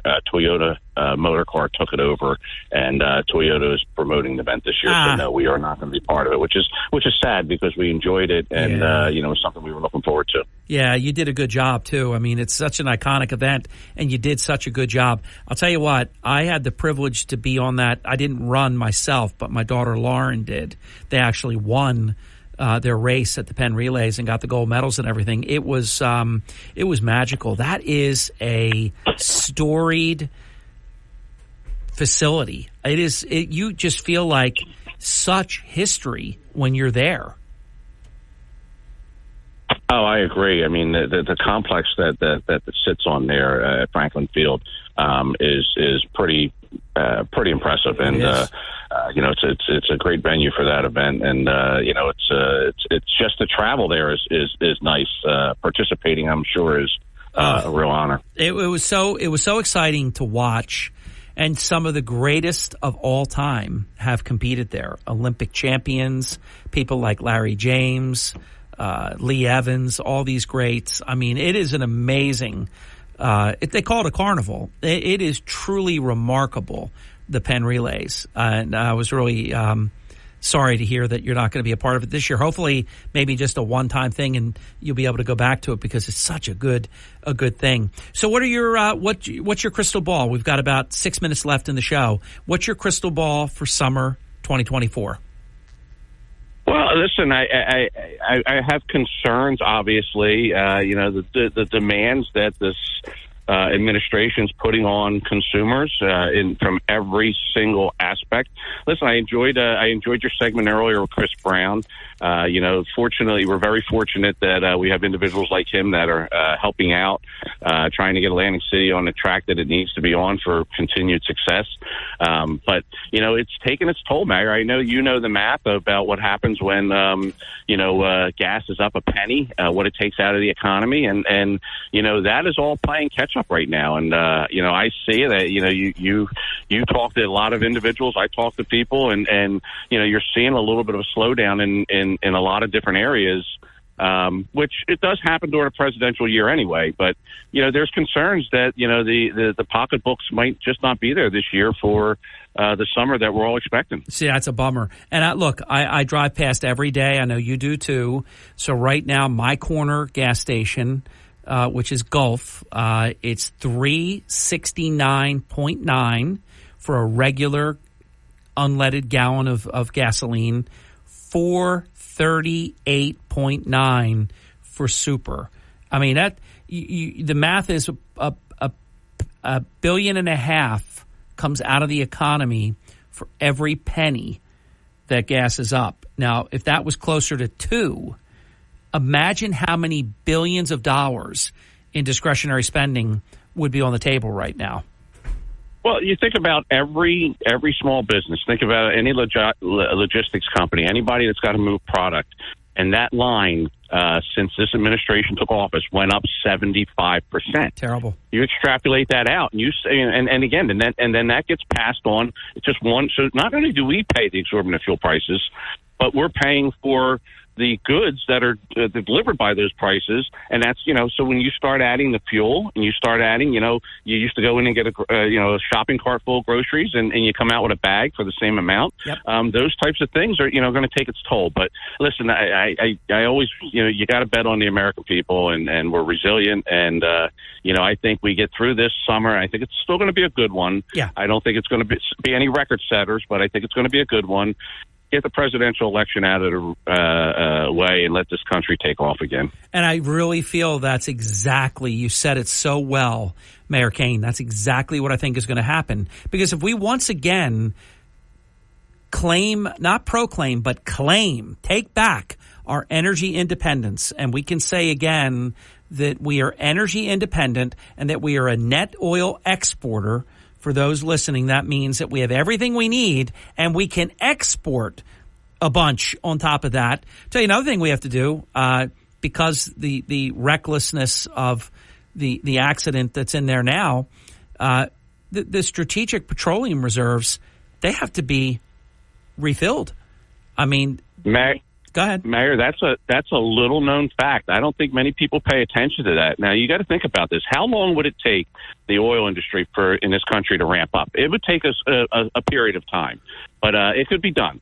But the bottom line is, when you look at it, I believe that we're down to less than a 10-day reserve in the strategic oil reserve. What he did should be criminal. It was all for an election. It did not meet the criteria for it being the type of emergency. It was just to artificially lower the price. What he did was an abomination. Yeah, well, you took it from $3.65 to $3.45. With all due respect, was it worth doing it for that? It really wasn't. No.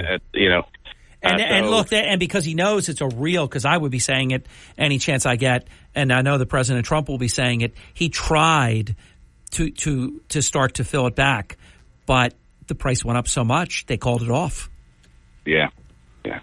But, you think about what could be done with a stroke of a pen right now. That's allowing drilling. That's allowing, crude oil to be processed and, stay in Mexico. If you think about those two pen strokes, the amount of money that would be generated would go back in the economy of this country is staggering. And how about the confidence? Just think about confidence when you have an administration that you can do business with, that they're not going, because it's expensive. Ramping up refinery capacity is very, very expensive. There's a reason we don't have new refinery capacity, because they're talking about always crushing the energy sector. So when you have confidence in the federal government, then you can really go at this thing. And I believe that within a reasonable period of time next year, a price of a gallon of regular unleaded gasoline in New Jersey, and we'll just say in southern New Jersey, in our area, will be back, I think, low $2-ish range, $2.50 maybe at the max. That's a big deal, Mayor. Mayor, we could not end this show on a higher note. You are absolutely, boy, I tell you what, that is a one for the wish books, because that would you imagine if we had the change that we need in November, and that happened after the first of the year. You imagine what this economy is going to do next summer. It's going to boom. It's going to go. Yeah, it's going to be fantastic. Final minute closing comment. Well, Mayor, I appreciate all those officials that work here in Atlantic County that keep us moving along, and I appreciate the Chris Browns of the world that go out and tackle these big problems. I appreciate you, Mayor, for you doing this with for the general public every Monday morning, and I appreciate being a part of it. So, Mayor, I hope that you have a wonderful week. Enjoy this beautiful weather, and try to get some time outside and get some fresh air. So. Good to be with you, Mayor. Flew by. As always, look forward to next time. Take care. Remember, Mayor, it's always a great day. I like that Steelers line. Oh, we've got to go. But I make this pledge to you. I will return in 18 hours in 54 minutes. We'll do that. We'll make sure we do that. Actually, 19 hours and 54 minutes. And Brian Kilmeade is here with the Brian Kilmeade Show. Now, we are not once, not twice, thrice published before the clock struck 10 even. So stay close to the digital platform of WPG Talk Radio 95.5 as well. Have a great rest of your day. Stay cool. If you haven't called Ambient Comfort, I've been asking you to do that because you're going to find out today if your system is keeping up or not. It's going to be about 81 to 83 degrees. Stay cool.